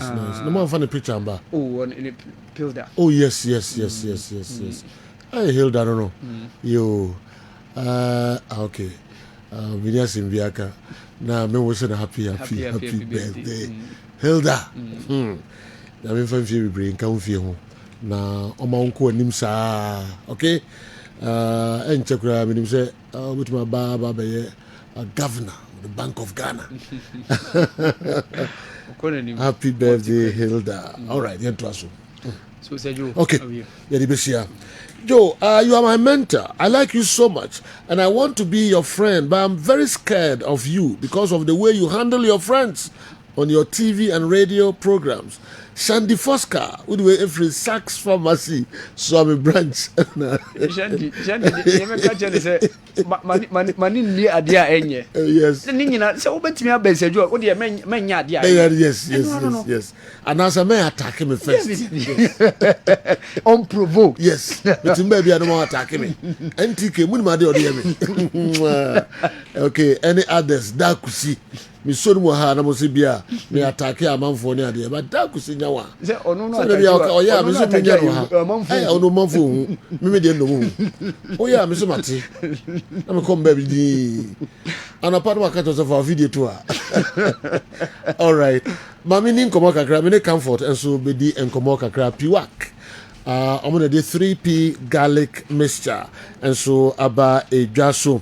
All right, thanks for the disgrace. Why personalize this message just to attack me? Was it meant for you? If I manage to acquire MP or the letter, make a message. Don't worry. NTK, me know. Me cry. Me who's still typing. Can you say? Me Adam say Joe. Yeah, I didn't go for a piwak. I'm on a day garlic mixture. What's it say? 3p garlic mixture, yes. And so about a dasso. We need more. As on bed was. On the door from once. But you. That didn't the brain. Oh, me that's said Joe. Me chia it for near shofo nyina na pay so. A 3p garlic mixture, 3p work natural health enti na mewaha.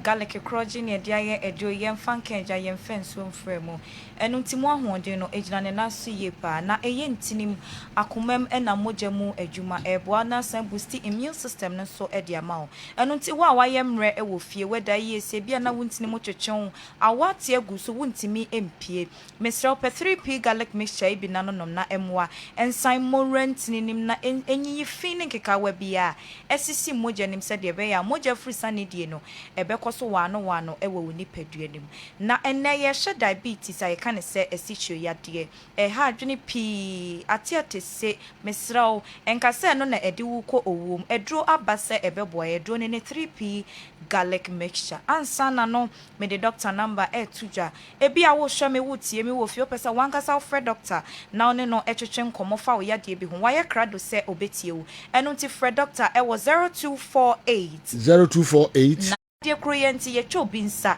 esiche yade kroyenti obi ani afra esan sete beka ni padua ne ho a edi nsunsuan so opi ene brew esiche yade kroyenti obi mema yom ekofom aden na wotena ho amasa yade ate wo nkwa na so pe 3p garlic mixture bi nanonom na emwa enyum frisa ohaw ni nyina mu enti ya yetufu anadwodidie no anadwodidie yenyai esanse eduane kura wudi ne saa anadwo no ewra nipaduane mu a entime digest na nkampese moja etime adie furisane woni nipaduane mu ama hoɔden ne nnuane nura nipaduane hia nyina etime anya odidi wie ya na wachia ne ho ato meka sa israde nam bebrebi no sa kofa ya nwa aduane bi twon bi na wafa wote hodi ne saa anadwo no obedi aduane ne bewie na wo sa beche ho ato wo beda no obesori anopa na yade nko a na introduce woni nipaduane mu aduane na entime an digest ye ntinuane nro ahodo esese oni padua na kwa ne baabi enya na ntimi enya eyesa emma moja free sanidie nso enkoso wano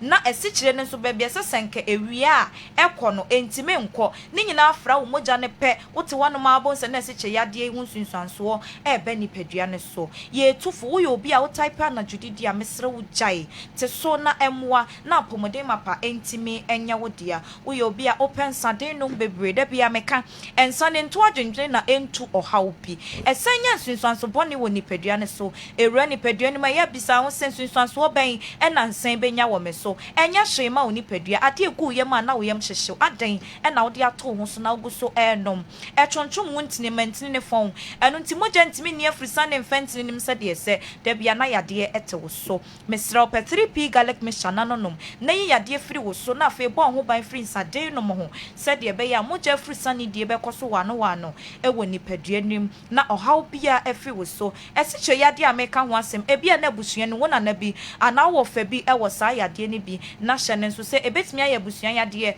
eno nti wo nyine kwa wanim no se wan hye wapomodin so ye pe nso betimi anya bi wo saa kwan ne so enam se busua ni bia kofa bia ba nti wote wa abri bia bo ho ban na hye wapomodin so ye nti na wanonom adupa no se de be ya saa yade we ento ekwam anya saa so a enyini etime de saa yade no eba wo nyina na nipadua na kwa no yemre eno nti etwetwe yade ema ne ho yade bia timeto ne kwam obu ho no ma wanyini obu so no kwa wa pressure or diabetes or yade wodo pi eno ana chese ede ni ko owom enam se nimpo ma yemre ni nti yade bi born na aka ne so mesraw pe 3p garlic mixture bi nanonom se de be ya wo ne yade ebetum kwanta na mapai ebi amede doctor number 2 dwa no 1 temesra frɛ no na ene ne ntwetwe nkomo cheche wo ha nyina mu kyerɛ no na wo hunu kwan ya obefa so ede aboa ewo 0248928824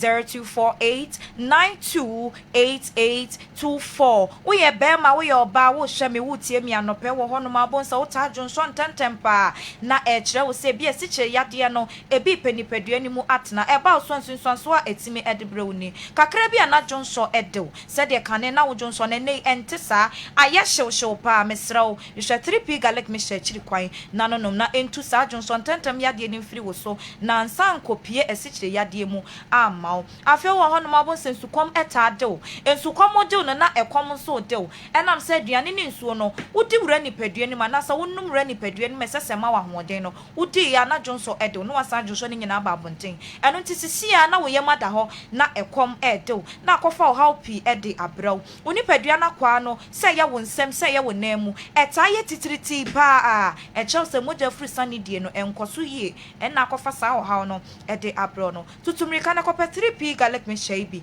nanonom ama wani so eya wisi kakra bia na wo so ate ye hu ade kro bia ha wo na so so ate prekope echew se bia na siche yade no epenipadua ni mu atena wo ho abon se waye mre wo na honam nyina ya umre ekuro kakra bi na beto ho ase ye den ye beko ako ase kuro no enkota eya na bi dia sha dum ni adan ena nadwo ya bobo nam wo so mesro ko hu ne he se ye bobo nam ebi a na ye siche yade ni bi ena ebetene ni padua nim pe 3p garlic mixture chiri kwan na nonom na enyini nyina emfa emfi wo so edo ne so enye na herbal shops pharmacy shops baby eton wadro bi akwa wonsa ebetimi aka bi na emomo no madupa no na wahye ne so sese wo fie a home remedy bi a de beto dwano di so na ye na emoa wo eno to yo bi a wonim bitali bi e frɛ ne wonwono a wo de pe wonwono hahan be se edu na epe nyanya wonsama na wo de akakadro kakra atum blend na nonom no anopa enwumre ne nom eya ne momia wani na nonom na emoa na siche yade ne sa hawo ne nyina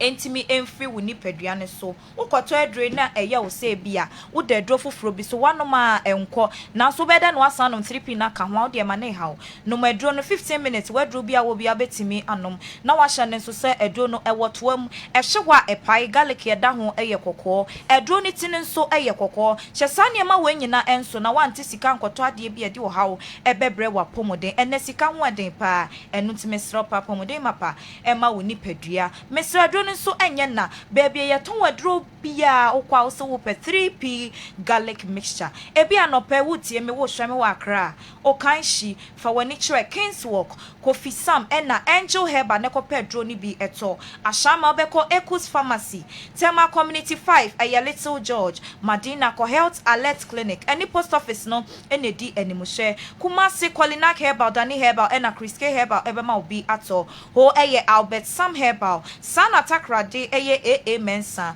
Kofori Diagafsan Pharmacy wa mumuni awe enterprise ene cathedral no ene di animuhwe Tamalenso anu akofa kojo Herbal ebe electromat no kwa samia ye nyina na kopa 3p adupa ne bi nanonom na so ne wabusua enchemfa ebeboa wo eyade bi efa wo ntini mu wo mogyam ne wakoma ne ho afiri wo so na wo nso watimi ade wo ho me sorry so dia ma wa no awie no me the doctor number no e chatwo frɛ na emfere so de yade ne tie bia wo de kyeremu kyerɛ no na obeboa wo number ne 0248 92 8824 0248 928824 Eya 3p garlic mixture.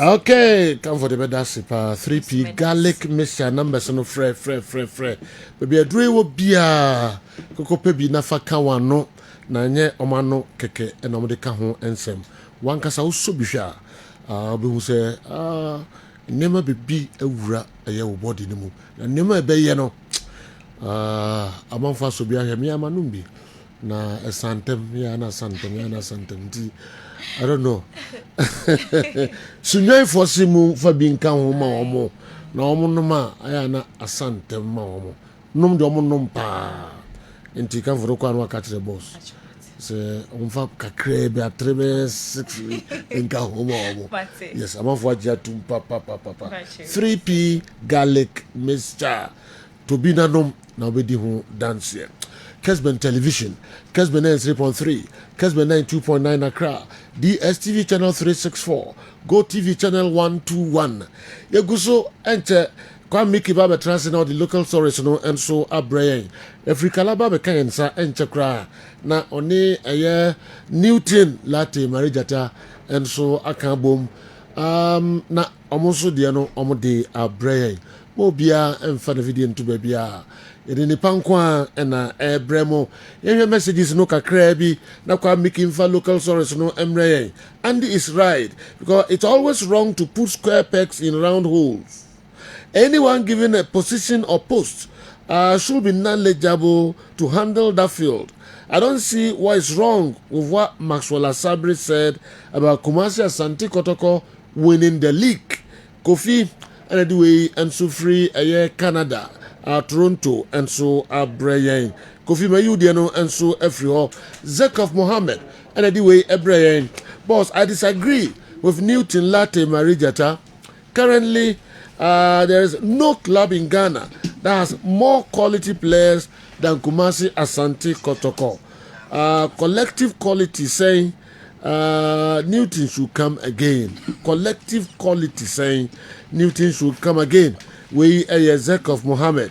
Jam school and so the way by Joe Maxwell Asabri is trying to buy huge pressure for Kumasi Asante Kotoko, but it won't work.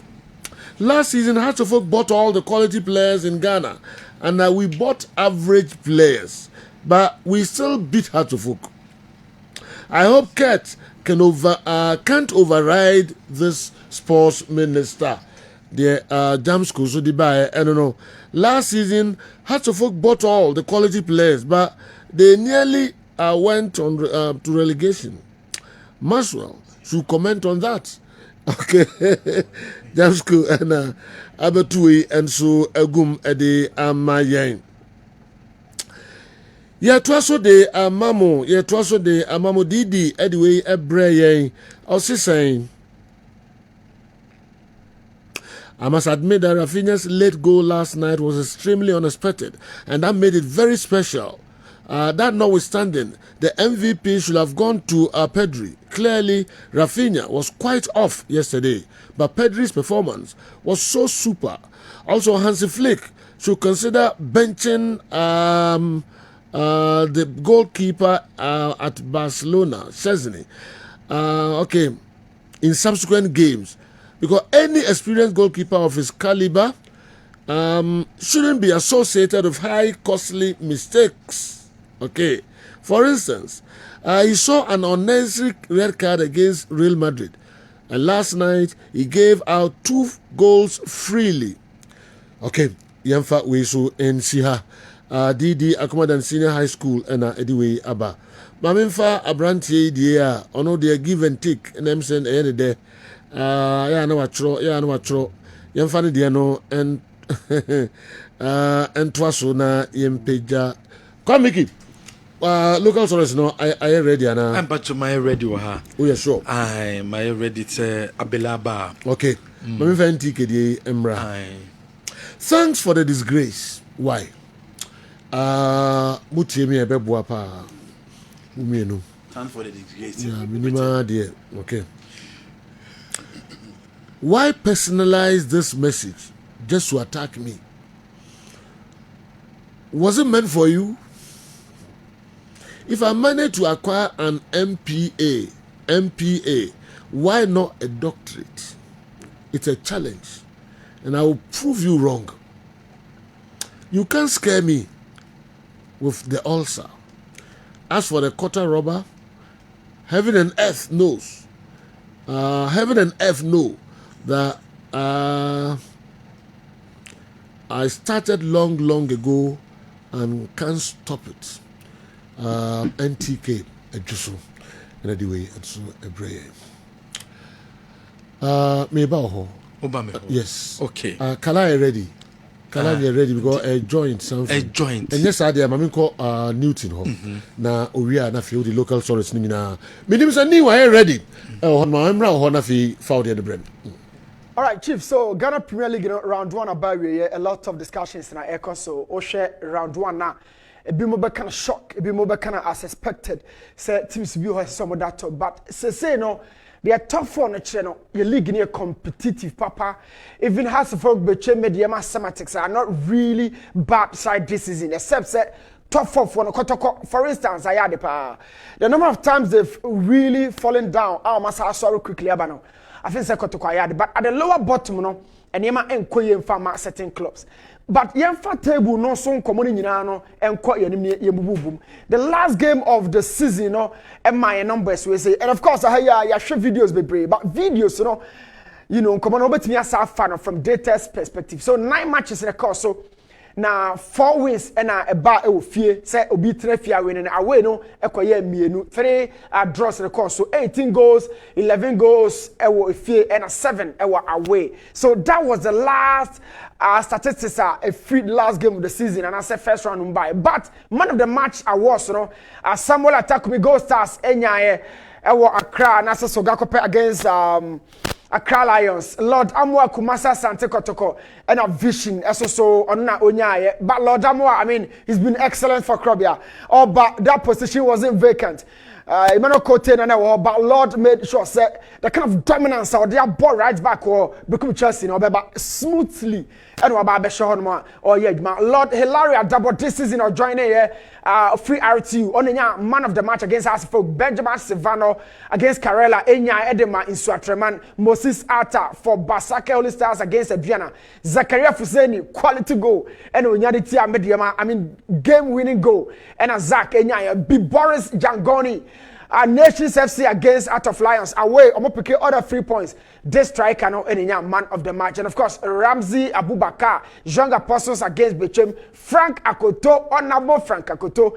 Bedrin so the ball besano obeka to form boko against Dreams Lagos Cities.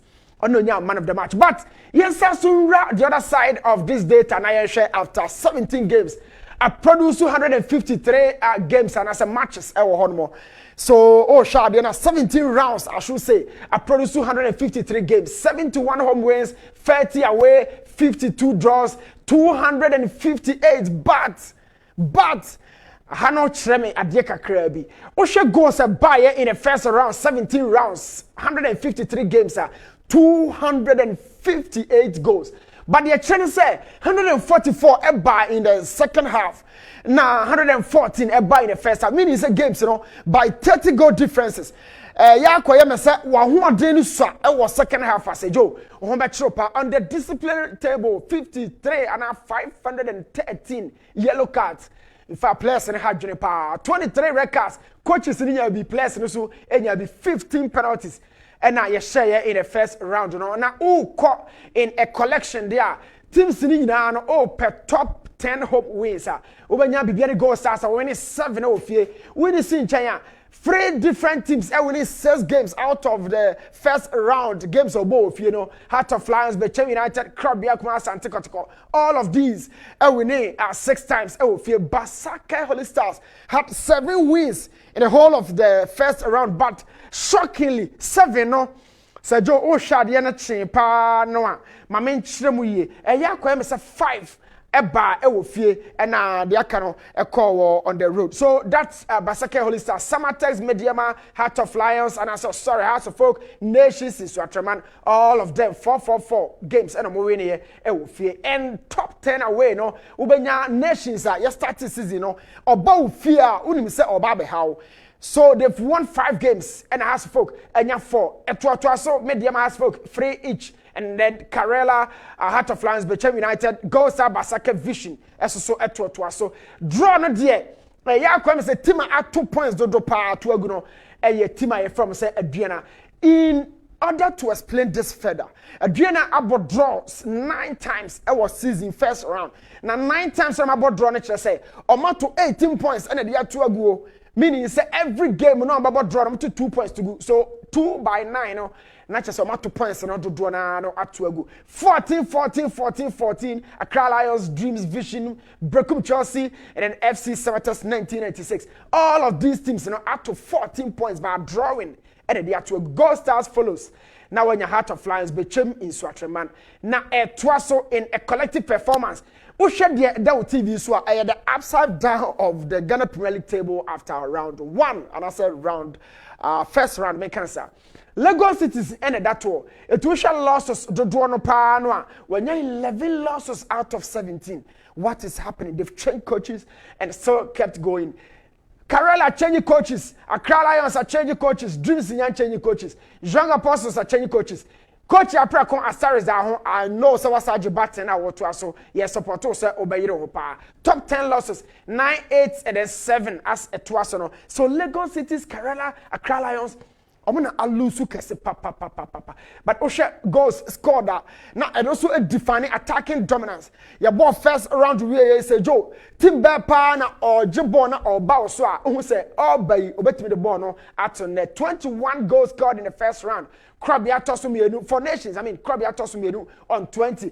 Gold Stars, Basake Holy Stars on 19 each. Mediama and the Heart of Lions 17-16 respectively. No Ababenya Bechem United 16, Swatraman 16, and then Brecum Chelsea. A back opponent. But Brecum Chelsea the only best shocking but having all the potency in the final third in terms of personnel.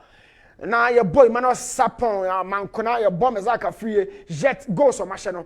A paltry. Now, all shed the Ecosia, medium and any penalties, Kessepa, all around 1. 3 penalties of machine. na me catch now say Accra Lions last year manya penalty back kra fi won say nya penalty back kra so the team a wanya penalty kese no media ma wanya me ensa hye ne me ensa nyina but Accra Lions onya nya back kra red card table no say Joe eno na da TV so fe teams ni be indiscipline papa na hwan mu ne Becha United the number 1 4 red cards this season eno wanya out of the 23 no 4 come Adriana and Becha United Dreams anya 3 red cards Young Apostles 2 Nations in Swatrama Basaka out of Lions Accra Lions all of them no anya 1 coaches 5 and anya record touchline ho butu coaches makoma 5 na ohwede en community na ebimu de na direct de ya na bone no more severe no omo de na 11 times but double yellow cards no 12 times pe na chese coaches ni bi no omo ho kire mo touchline ba ya na metaka sem bi ho na madri ya kasa clean sheet a collective start ya ka clean sheet number 9 ka ho number 10 ka ho number 7 and 11 ka ho midfielders and ka clean sheet but clean sheet belongs to the Department of Defense but goalkeeper na ya na eto be the main organizer e wa kire ho now ya kasa clean sheet anya back for their defenders no na statistics na yom dia in addition to the goalkeeping department so top 5 most clean sheets Aziz Aruna Dari for Becha United 11 times out of the 17 games of ball round 1 no keep clean sheet I've told you say and you no kwan keep post no sheet no clean it's a job of collection for everybody in that department. Lawrence, in my opinion, has been one of the best this season for Heart of Lions. Emmanuel Kobe, Benjamin Asare, and then Masawood in USA for Adriana. Keepers here, what the statistics don't change. My show you now away, my show you now home. They've been very much excellent. Lawrence performance or they might Heart of Lions a few parts, so be a follow one. Ekobo Lawrence. Yeah, Lawrence 1 or 2 slides be that yeah, in situations like this, I keep telling people say. A drew 1-on-1, a drew rebounds, a drew reflexes, and your booster say, who is your goalkeeper? So, born our chain on. It felt like just a simple flash, but every time Biano, we ask these questions from the goalkeeper, say, should keeper obey a double save. In saving the situation, watch it again. Saved this one, got off the ground, and then took hold of the second ball. This is excellence. Where are your Lawrence or say for Heart of Lions? So we goalkeeper no. It's best way you say sometimes watch it critically. This is the area metro. Now Osha Heart of Lions for on one. Dear we say tell and corner defenders may no anami and center. Watch it. So as the ball was flicked in behind the back line, a body saying a goalkeeper no or then want to defense and so obia ya jumane diamana but the defense went flat. Now a body say no more disappointed. Yeah, not just a wow muno a dear na wow the babu team no. Disappointment and it's 1-on-1 situations. Who is saving the deal? A goalkeeper who says strikers limit me faking movement. As or born dropping out of man so your timing of the situation is so key. Now offensive set first one we your save situation born crossroad. Now I come for more that is definition of agility. And I was sorry or so bold Joe Benyame but onyame double save. Now, and there was another way this goalkeeper made sure say save after save he took 1 point for Heart of Lions away the T&A or Takwa. Sometimes my clean sheet and you'll be a watch the there. But individually, say okay, keep a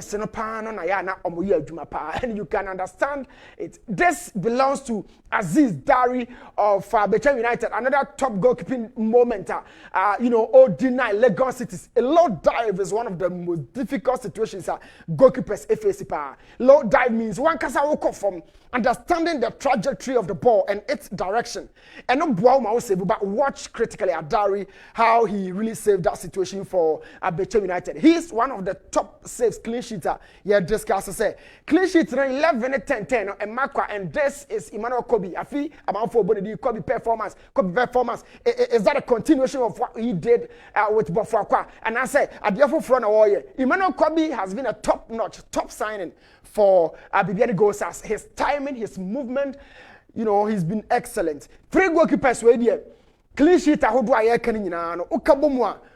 Award the most, and practically they've really executed some of the best antics. In a final third, Faisal Chawate out of nowhere mamen kanasa last year about top scorers na Shawata Oshusha 100 krana unhuni di but from this season match day 1 he's been awesome for nations and 9 goals after 17 games and then you know about he missed some of the games at Okoboma national teams you know right behind him 7-7 Ebenya Abetamwa and Samuel Atakumi formerly of Karela and Olympics respectively.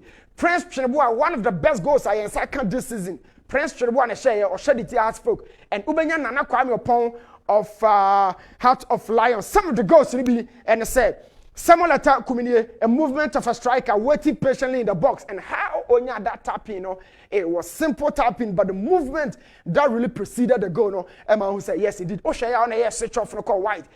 To Michael Nkwa and Sana Nkwa LA the back at the Ama Atakumi and Norde against us folk our away and this goal really sealed other 3 points for the Bibiani boys and this is Atakumi this season can't go Sunwa Banwa or no so or Yebipa.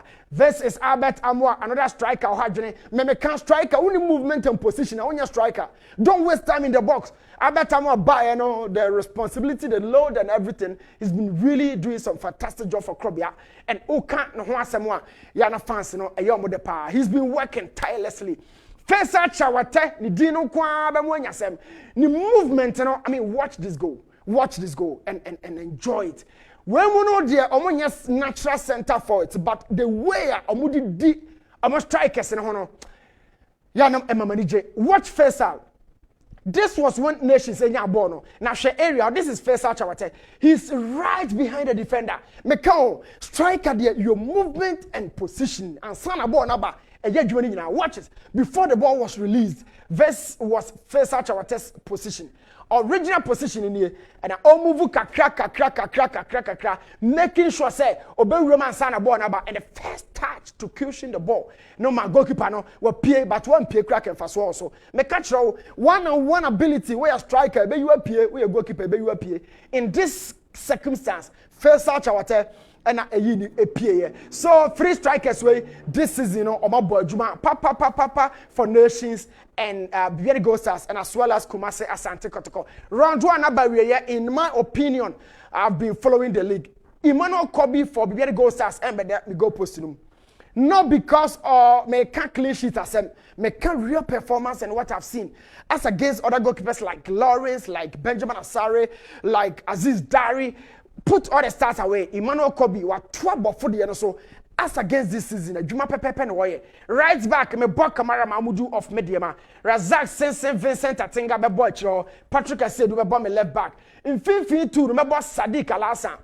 This season Ajumana said without edema Samatex. Ajumana Gledo Tanga or edema Hasfolk. Ajumanu obenya obisa short kan yema Lions no Sadiq Alams. Sorry Alasan. Similar job and why demandations in a partner and Justice Blade. Justice started right in defense, but out of nowhere, what the stability and control the back to confusion. Or no, and a Sadiq Alasan Ebebo me infinfion, a typical 2 dynamic midfielders. Number 1 na feel Sulemana of Nations, Atakumi of Gold Stars.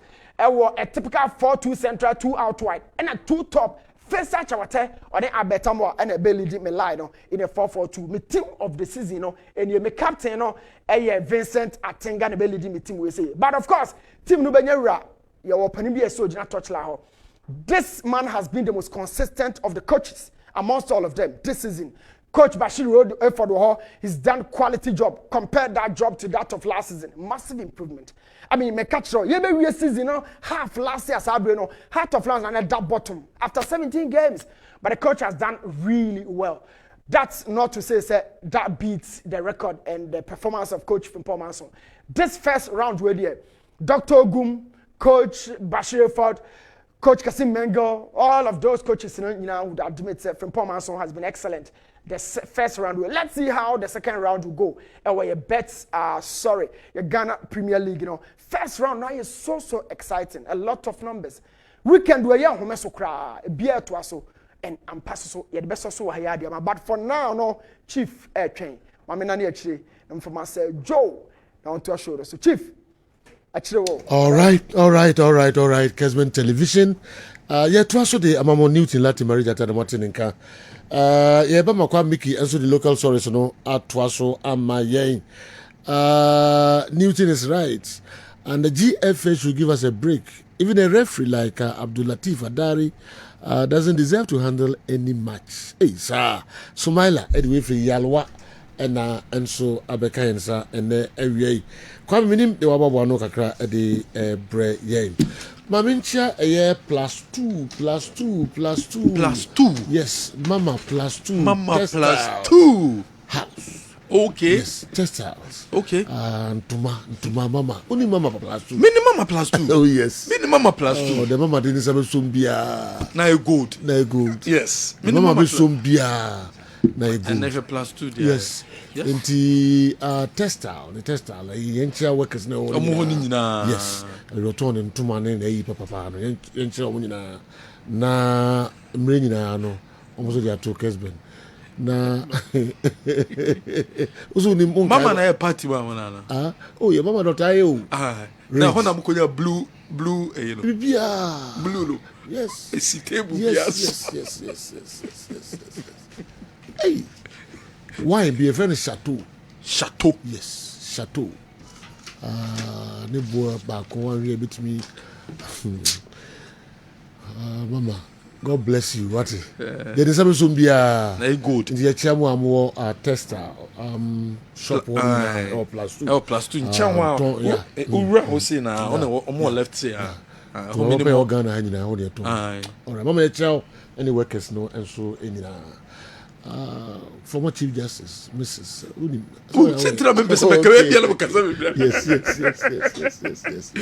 Yes. Mama, good afternoon. The chair, we love you so much. We love you so much, Mama. I remember how now I have a pen tomato. Young Kosu. What General Mr. Ransford Abbey, we executive council member the Ghana Football Association. Was a sabre to an asebe pamoto adwa. You are dream free so. Utuado. Executive Council no a robust stampe so Tuado and the be coach or Tuaso aye juma edama the Black Stars of Ghana. Executive Council members nina ajinina atum. Yentin sama Mr. Ransford Abbey what they atuja. FA is taking a decision already. I think the FA is keeping Otuado. There are going to be some changes in terms of the backroom staff, no? And those were some of the things that the FA informed us about. But the FA is keeping Otuado. Okay, but my main target, the Yamamo target, certain target, Amamo, is it about the World Cup? And I think that immediately, is about the World Cup qualifiers that starts in March, and to ensure, say, the poor trend of results are leading to your non-qualification to the AFCON. We'll be able to change course and put the Black Stars back on a winning path, starting with the games. He's taking a decision already. I think the FA is keeping Otuado. There are going to be some changes in terms of we and some Mr. Ransford Abbey, you know, they to say executive council na jatum. Na the drama member background no enra and the Black Stars Management Committee, we first meeting. Now first meeting the president of the GFA and a chair meeting no a ket ES Ukrekum. Na meeting no and the two menim say the money I did you made the national sa dear a damanim pa year was some mutimi ye de magana and say Mama Ghana tima qualify akwa walk up ni bi. And nunti and a did you made no a day ashamonsa. Yes, answer the two menim say executive council no asanso roba stampe say coach Otuado and the bay coach Ediama Black Stars and Mr. and Namsuma the president of the GFM what they to a Black Stars Management Committee no and so anymore. Now Black Star Management Committee no form say womu ejumedie no and the same management committee members no and this she share their show must so money no dear pa and na womu eba beye okasai and the for Black Stars Management Committee no GFA, the president and the ESCO, they've put together a management committee now in it too, so especially as vice chairman. You are going to benefit a lot. I mean, from his experience, from his network, and also from the many ideas that he has. Now, Oshe, Obitis Ora Moses Parker. I mean, this is a club owner, a top business executive, business owner, has loads of experience in football. Management committee in the Grand Waibida. You know, Dr. Century, I mean, top business executive, top corporate personality. We share some text. Send our team now, your team, still and all that. We share the background in the corporate world, what it brings. All his about 30 years experience in the corporate world, Then we share Chairman Qatar, Sawaba Biri.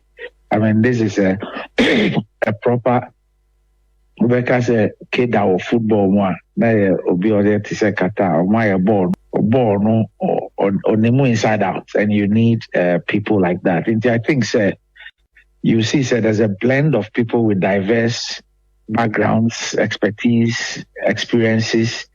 We're bringing on board, and I think it's quite a good blend, and I hope with the commitment now, Mehu and Rano will be able to do something great for Ghana football. I would also like to say, Omo I hold the position, before they also did their best, and we were going to build upon where the team took off. I think it's a composition of some quite experienced and requisitely qualified persons are being put together, and I hope we'll be able to do a great job for Ghana and the GFA.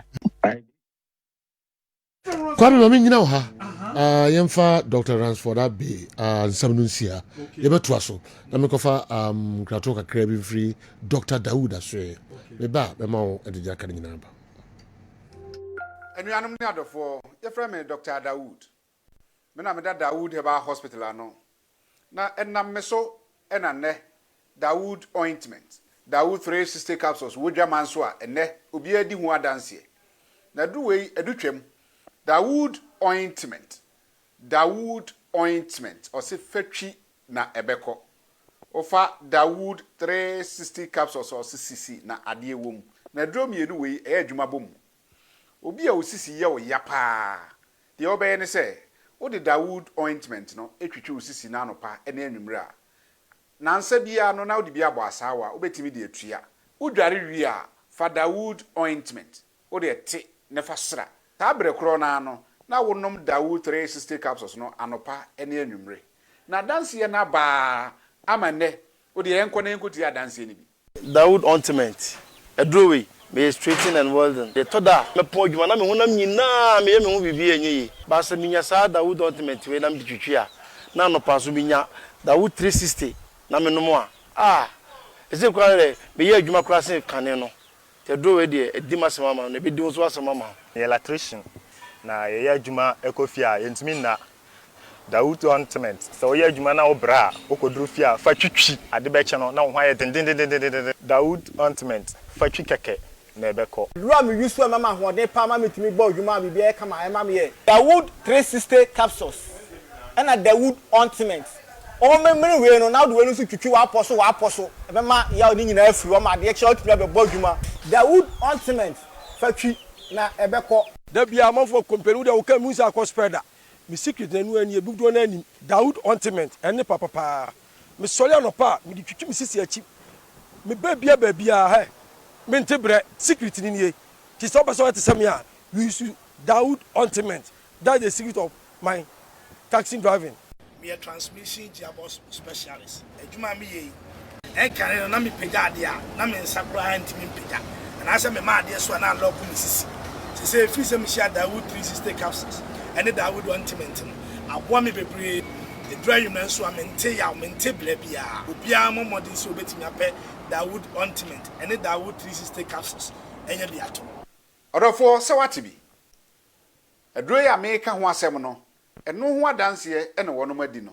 Ko pharmacy e ben wo. Herbal shop e ben wo. Ne koto Dawood ointment.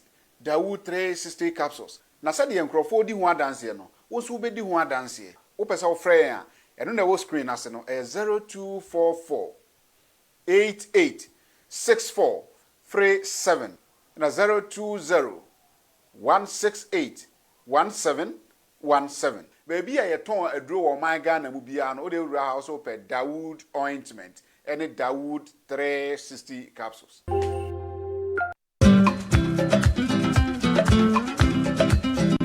From Makwaba, about Niwad Scientific Hospital. A team of medical scientists. I have created a boom near the infidel was war. A year a juma, or Yasue has it. Yasue had dear. Yes, I'll buy a Sabi. Near time a good amount, said the coconon. Then boom, you do two a fiducial. The Mephidium Mushimu, the Mium at the Potier, the Yadene Breo, Nesamium in Ya, Yarene Juni Pepiano so. The Venezuela Mawat Yariasi, what the editing said. See, you better say what we are here. It's me to ascend him. Open what scientific hospital? Dr. Phobius Yajumani say. And Buna any tanya or what dear Eddie Dumiano, Yenyamu, Nafe, in Renakasa, whom my friends have fight to chemicals no. Yes, struck the same in Runo, Nayan from Fremro, and for a mount. If you are kidney no, Yaria Bemo kidney no essay, young Kwana Ganaha, yet take a habine, Eddie dialysis, our kidney not say I could do said Dian Kwanwa. Nyarishemo na yedi dina for nichirem ewo ni what scientific hospital bofra ban eboye ama wa diabetes yedi bofra ban ene nyama bi efra ede mawa ebebo ma diabetes na o sugar ekosrupi no eno so aboa ama etinya bafum ebia na o hwe misisi na o problem pa e o mema sem baba bi wonu mu a onya tenkan kwa so mo ba beda obo so otimi nya hode ne pagya na no oba ehyemu a ehyemu na adwo eno obo so atese ne bema no ensore kra ebia na e no bi ada so a wonom so yoba na utie me na se eya wo problem ebia na e fiber na kosi a wo no kwan ana wakwa ya sabia doctor si ensuo betata onkosuemu ovarian cyst ana se fallopian tube no e na block ye obebu okura wo sebo ensisi so ni nyina timi sinyi se ho kwan bema bia na ho nsuo e na wo form nkwabon e wo form low sperm count na wo okura beba beba ne ho nsuo mo no na emo no be friend say spermatozoa no ba kokura we nyina e ha esi awo ho kwan a obani what scientific hospital a enfidie de ehwe mo beda di amye wo se problem bi wo no mo a ne atimi ho aduro na afi aduane ye betchera mo adi pressure ti amo akoma bo periperi asem kura si ofie timi ho amane obi so hweme na ne bia stroke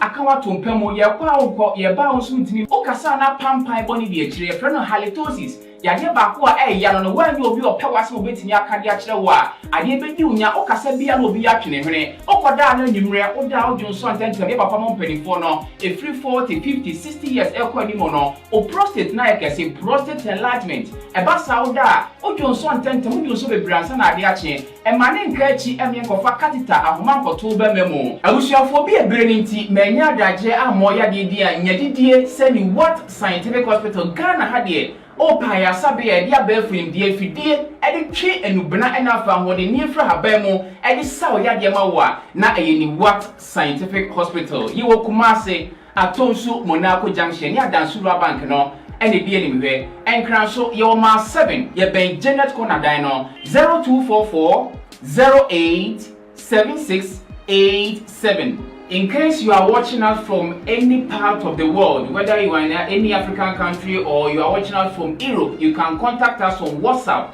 +233 244 087687 or on Google Map. Just type Niwat Scientific Hospital and you'll be given the exact location. Niwat Scientific Hospital. Nyanko Pwanda Rumenti Wamoto Ebeba.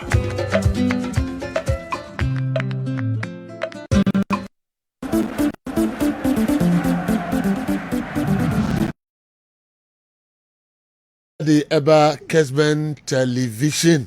I'm not to say Kwame Otwa a local stories no and so Kalanza Bekensa Abbas and so Ewaha Unia Americans UK Abulai, yeah. Abulai Mekan Sawa Hane. And then not to go. Framing, I'm so Frame Obicross and name you do so say, or my why, yeah, as a folk on Ekotoko. Do you Ghana football? It was a fee. Oba number 2, Abu fee. You are Ghana football. Yeah, quack half and I quack half and I quack now, Okoviva. The Federation. Also the Wabua Ghana football, yeah, only Sunday, we said Wabua Ghana football. And then Busan, we can get it, but I'm testing message, Mazu Busan say. the wabo a federation ana the wabo no Africa ana FIFA because go FIFA da yen yakosi yen top weight yakoto Juve ne Arsenal the we are seeing now na see top weight FIFA CNN top weight FIFA CNN we are seeing FIFA no bia be hwe bibia o hwe CNN obi asua no What you say? What you say? So now see FIFA. Oh, me see ye ko wiase. What about FIFA? Ya bi e na kan dey anyesa. Me so omienu ni mienu no. CNN mo nyar mo no so nka. Ye ni mienu no. Se e ka di wa ko FIFA kura no a, wa ko FIFA na FIFA. De e na CNN di ko rate no. E FIFA, ni e ko FIFA World Class Championship. And then the CNN sa rate na me ye ko tu Arsenal. Ndo no what FIFA dey FIFA ya o ka woda. Ko se say ya ne ko World Class Championship na FIFA. Me ba jo bi kine FIFA. Ejamba to one wasi ana. Etimi hian ne. Se omra. What you say? What you oba wi a je na wo ka me no bi jitum. Oba wi a na ya nti miki wi a de o de dia wa. One wasi but. One wasi. You bet ma to aso. Da black kan ni na no wo di CNN no na aba ba. CNN FIFA and ma CNN ko yes are rich no. What you say? Yeah, because ni ko World Class Championship. And I made two Arsenal. Two Juventus. Okay. What you say? Okay. It's a FIFA. Nye CNN ko yes o danyani ya no dey has but two baby o. Okay. Abas. One check time on FIFA. Ya FIFA e bibia di ka woda. Me ko wie local stories me ba. Da o kan nyina na ya gini nyina to. Sanity eh. The woman kan e kura ya jato. Sanity eh. General sanity eh. Newton pa, I've now seen why he is finding it extremely difficult to accept the quality Krobia has. Have you omitted? How can you omit Samba O'Neill and Ablo, including Lord Amwa, in his best squad for the first round? Did he even mention in team? All right, Nidako, and so and then Tiase will be a minimum Kumasi and now war and Kraya. All right, Kwame Yentwaso. 30 years of Krakuya Ghana Football Association president was a referee no mun protect your football no mo can be and your football in sensem ewo ho and to come to my first protect your football and say o mema your best of officiating o mun protect your football no get ES Okreku. The second half of the season is starting this weekend. I would really want all of you to stand up to the test. When it comes to officiating, we trust in your individual and team ability. Some of you go in as a team to deliver good performances. Please, let's protect our football. Let us protect our football. And let us protect our football. We trust in your. Well, General, we are some old one. A free GF president aswe abetoja. General, my boss on 10 transfer window and then you may and you close the transfer window no. Said the bear clubs on the place will be a register no be a betimi and your coin. Now what register and 10 register the nature said abana we ye. Samson and net. And a review, committee in the better review the first round of the Ghana Premier League, and so a dear free na ye matches na ye boy in the first round, said ye nyama esi a koye a woho. A jabba jewelry, a ye bia okwa ye ton yama papa, nyama ben ye ton ho, ye ton gold hunyama, sebia ope wedding ring, engagement ring, set the day yellow gold aye, and as a white gold and a dia. For when it's jabba jewelry, na kopenya ma papa ni bito, wedding ring na open, wedding na o kono, upe adie session ho, and nasa shimuna o kono, ube so session hu ya, a jabba jewelry and now kwa, when sabeka diebie di gold aye, na wuswetimi akwako yusi. Your number is 0277 104488 0277 104488. What for a number we so ye be so herbasol cream any herbasol capsules no ɛyɛ paa kɔpɛ ɛbɛsɔ criminal bi na UC wo use ɛbɛsɔ criminal bi ɛbɛboa ama bɛma watumi abɔ adwuma ye abra wo ne ɔbaa enso ehiem wo bɛ apply criminal kitwa bi wo apply criminal kitwa bi a na kyerɛ sɛ bredu sɛ wo ne ɔbaa ne ba bɛhiem na enigye no ewie pɛyɔ enso ɛde ama mo wo bi tɔn ne dan a story building ɛdan 6 bedrooms ɛna wom emu mmienu ɛwɔ fam ɛna 9 ɛwɔ soro ɛno nti so yɛ obi a wopɛ dan atɔ a ɛdan ɛwɔ ɛdwoso former Metro FM junction so pɛ number way ɛna wɔsɔ frɛ yɛ number ne 0552 188669 0552 188669 wofro number we so yebegye so tonchi herbal capsules no capsules boa ma obi energy level e wo form capsules boa ma obi vitality e wo form anaso performance wo form anaso confidence level e wo form na woni oba credit shemu anyema nkoye enfam mawo tonchi herbal capsules kope bitonanom FDA agiatum se capsules e papa any drugstore chemical shop bi abeko bia no obenya bi atom Amalina Children's Haven ton koranyama akola bibia pebia tobiano for nicha Malina won sabetimi akabi Amalina Children's Haven se me fanto anim ena no pay sebeton nyama papa from day one could brute tamabano wo benya 20 years obenya nyama papa ni bi enso ato ewo ho BOG Alternative Clinic and Diagnostic Center for niche BOG for asye na yemboa hospital de okwa no akopapa okọ clinic no akopapa baby a okwa oyare na de bekono wonsanso emfamba efie biom eye BOG clinic diabetes hypertension stroke peptic ulcer yare bia ha obi na fa bedan yen na yemboa wo anaso bia ope BOG vinegar ni bi ato wo fran a ye be kire be bia wo ope dudu atu ba kumienu a fa woni chi aseda house e wadum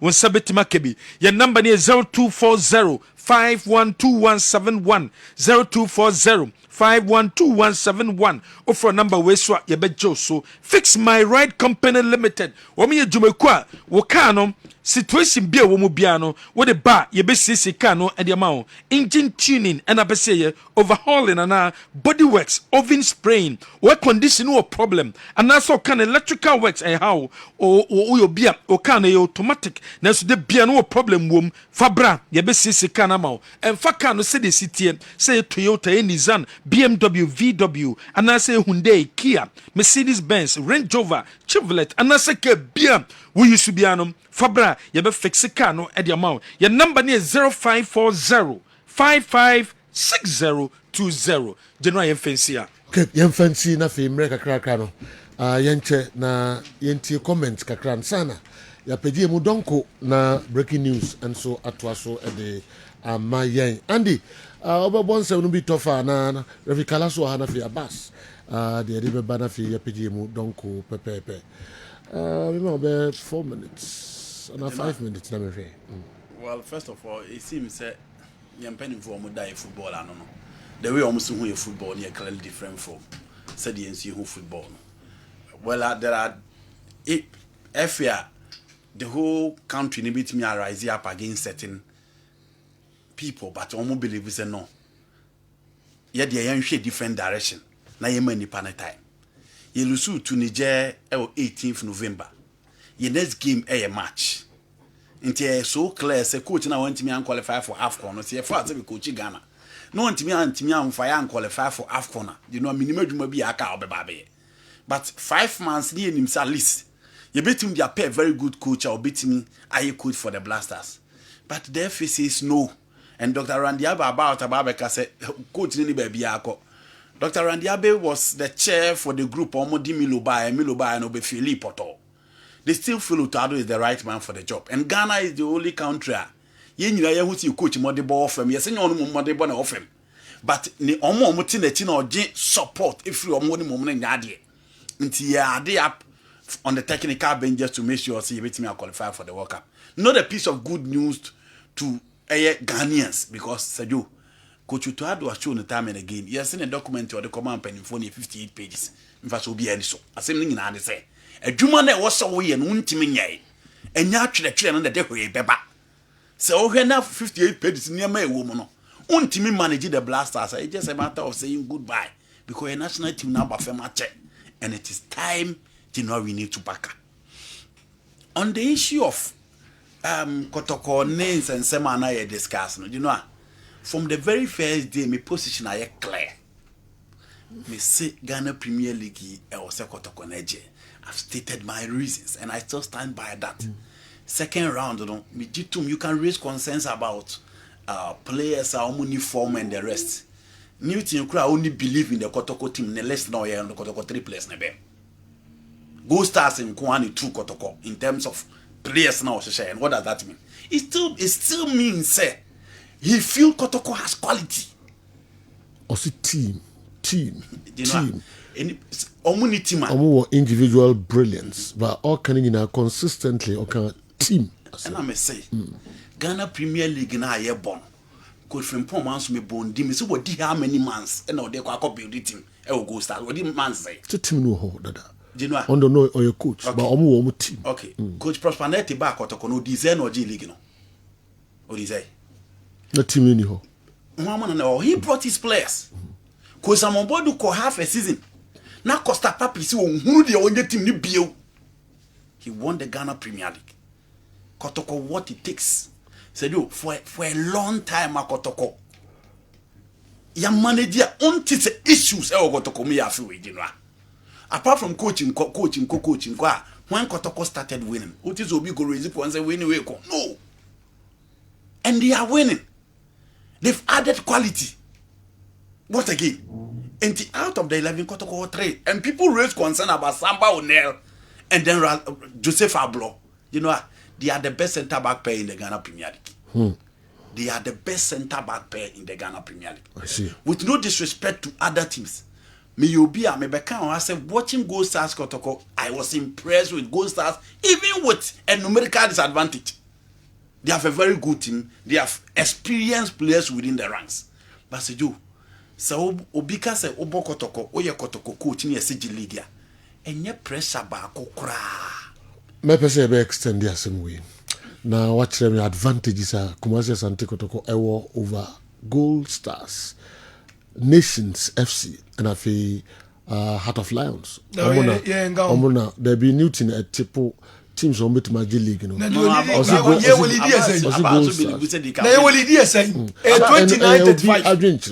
so what different 29-35 2 matches. On not drink no. And I'm supposed to say ono de waka no. Me nyina chinyo me say me die. Do all the announce matches there. We me can say 2 different 2 matches. I say 17 matches. Because Tipo be with Magic League now one at the man. Yeah, because we be there. Tipo do bet Magic League. As of folk. What is that you know when I'm at Zed Johnson? Oh, no. I mean, you know, where's Zed Johnson and not you know Magic League. Simple. Well, what is simple? What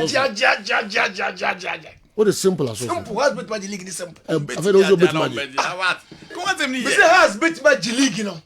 I didn't know when I that's how we na unya. Then we there might become and go a 2 things. What Magaza has bet League and I'll bet Magic. League GT ne yeko, but nin yesu. So when you zoom, all right. That's not a yeah, Joe. Right. Come out, go okay. Let's be kind of you. Let's be a bit magic. Because okay. Has an bit media, so be a bit magic. Because I bet the video, we have it. Because.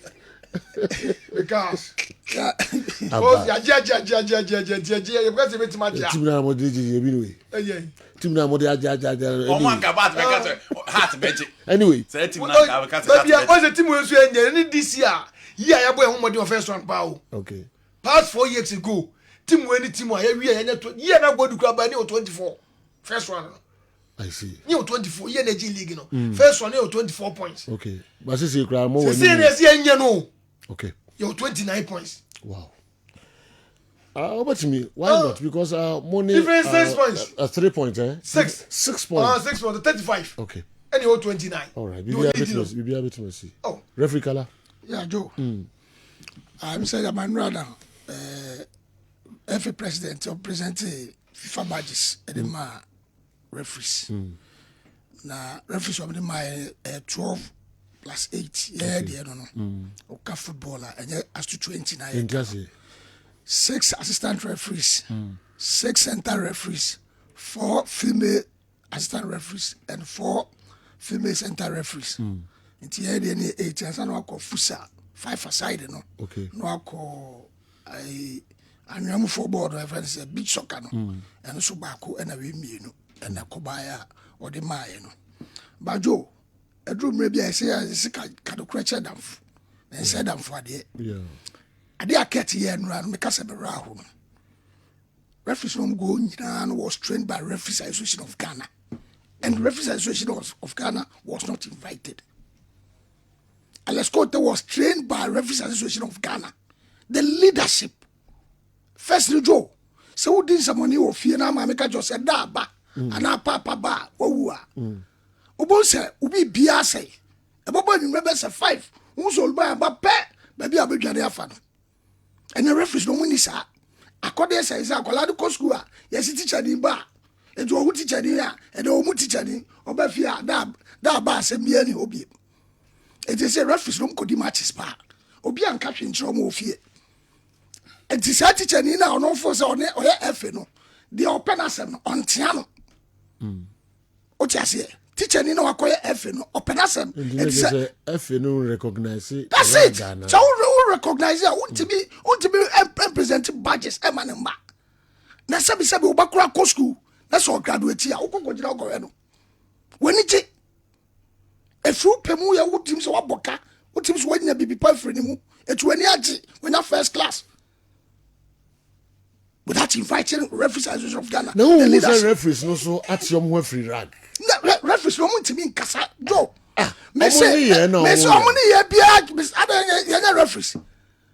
Ye referees. E be the referees no ayi omo ho e de akobata efe no na omo aka kire efe no say omo empire omo sika no mu omo omo. It is never true. Na nye match bia. It is never true. You say omo anko kasa. Odo safu kasa no beti be na mesre. Odo safu me bra penyi kan na mesre. It is never true. Joe mama kan no credit let's say akwa kodru baby say abasa ka say na anyira empty. Say now. FNN Referees Association omonam ministries. Omonam parliamentary select committee. Ama FNN omani nje. The referees no need rag omo ye one. E ya the crow. I didn't see divisions be referees omutu because divisions one every say appointment now every president here no. What appointed politician. What appointed referee or person can referees bo. Appointed Obi Alescote the day Alescote was appointed or say men try more be mommy referees. Nemo me be hear me own referees. Open Google or my joy online. And I say what? So far as I hear was on your man already. Why do you say so by your own referees? Now by your own referees, the referees no more what to say. That is why I'll buy in the first year. I obi to say for my one FIFA badges. The following year, they are taking 4 badges or manufacture on one own referees. What you say? But referee no first. Say who could match back. Na say who call your friend say oh bus stadium who come meeting and I Thursday who call crowd meetings. No could match there can once a month. For you to enter meeting grounds where team out Kasa said that bad any be abem. If so kono obi aba be kawasem. Yentra so tiri. Nyame Brantem ne yentra se bozo. But that's it. Ike don't go. Hey Ike, Mikra. So we drop him out. Ike me. Ike we be anya me yawo. Who call ya ben mama or the American back.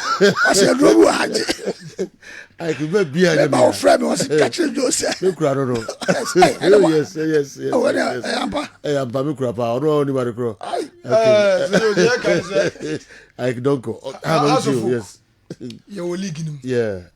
Yeah, G League in be yeah. Because league in the Ghana League no pet teams ya wajina do doa. Ya ne kotoko na ajina do doa. It is in the first 6. Now so folk down. That points the difference, you know. One day we leading league in the 6 points per. Eh, we have so folk free money ye.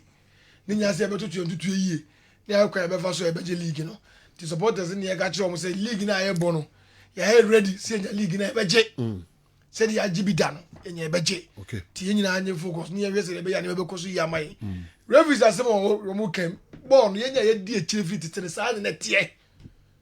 Sa na tie. Would you team ni ye football no fairness no 70. And as is the 30. And the football you team ye. Hey, referees basis you. Usumanya bi na referees sinama. The balance referee will be a movie and can. Obeka, but then you busi canon, also no benefiting referee that. Okay. See, to me the referee is something. Only some about do nyadwin. Or there be no. Say ebra ya buru the obeka. Ebra ya buru no obeka. But ebra ya bu obi so ama no. Onka. Okay. But football is that. Oh yeah no. Yeah, kai say also benefit. Okay. Okay. The football na running the sand here no. Okay. Eti wo ba ye football na the sand na show team. Eti no prepare with team ni ye.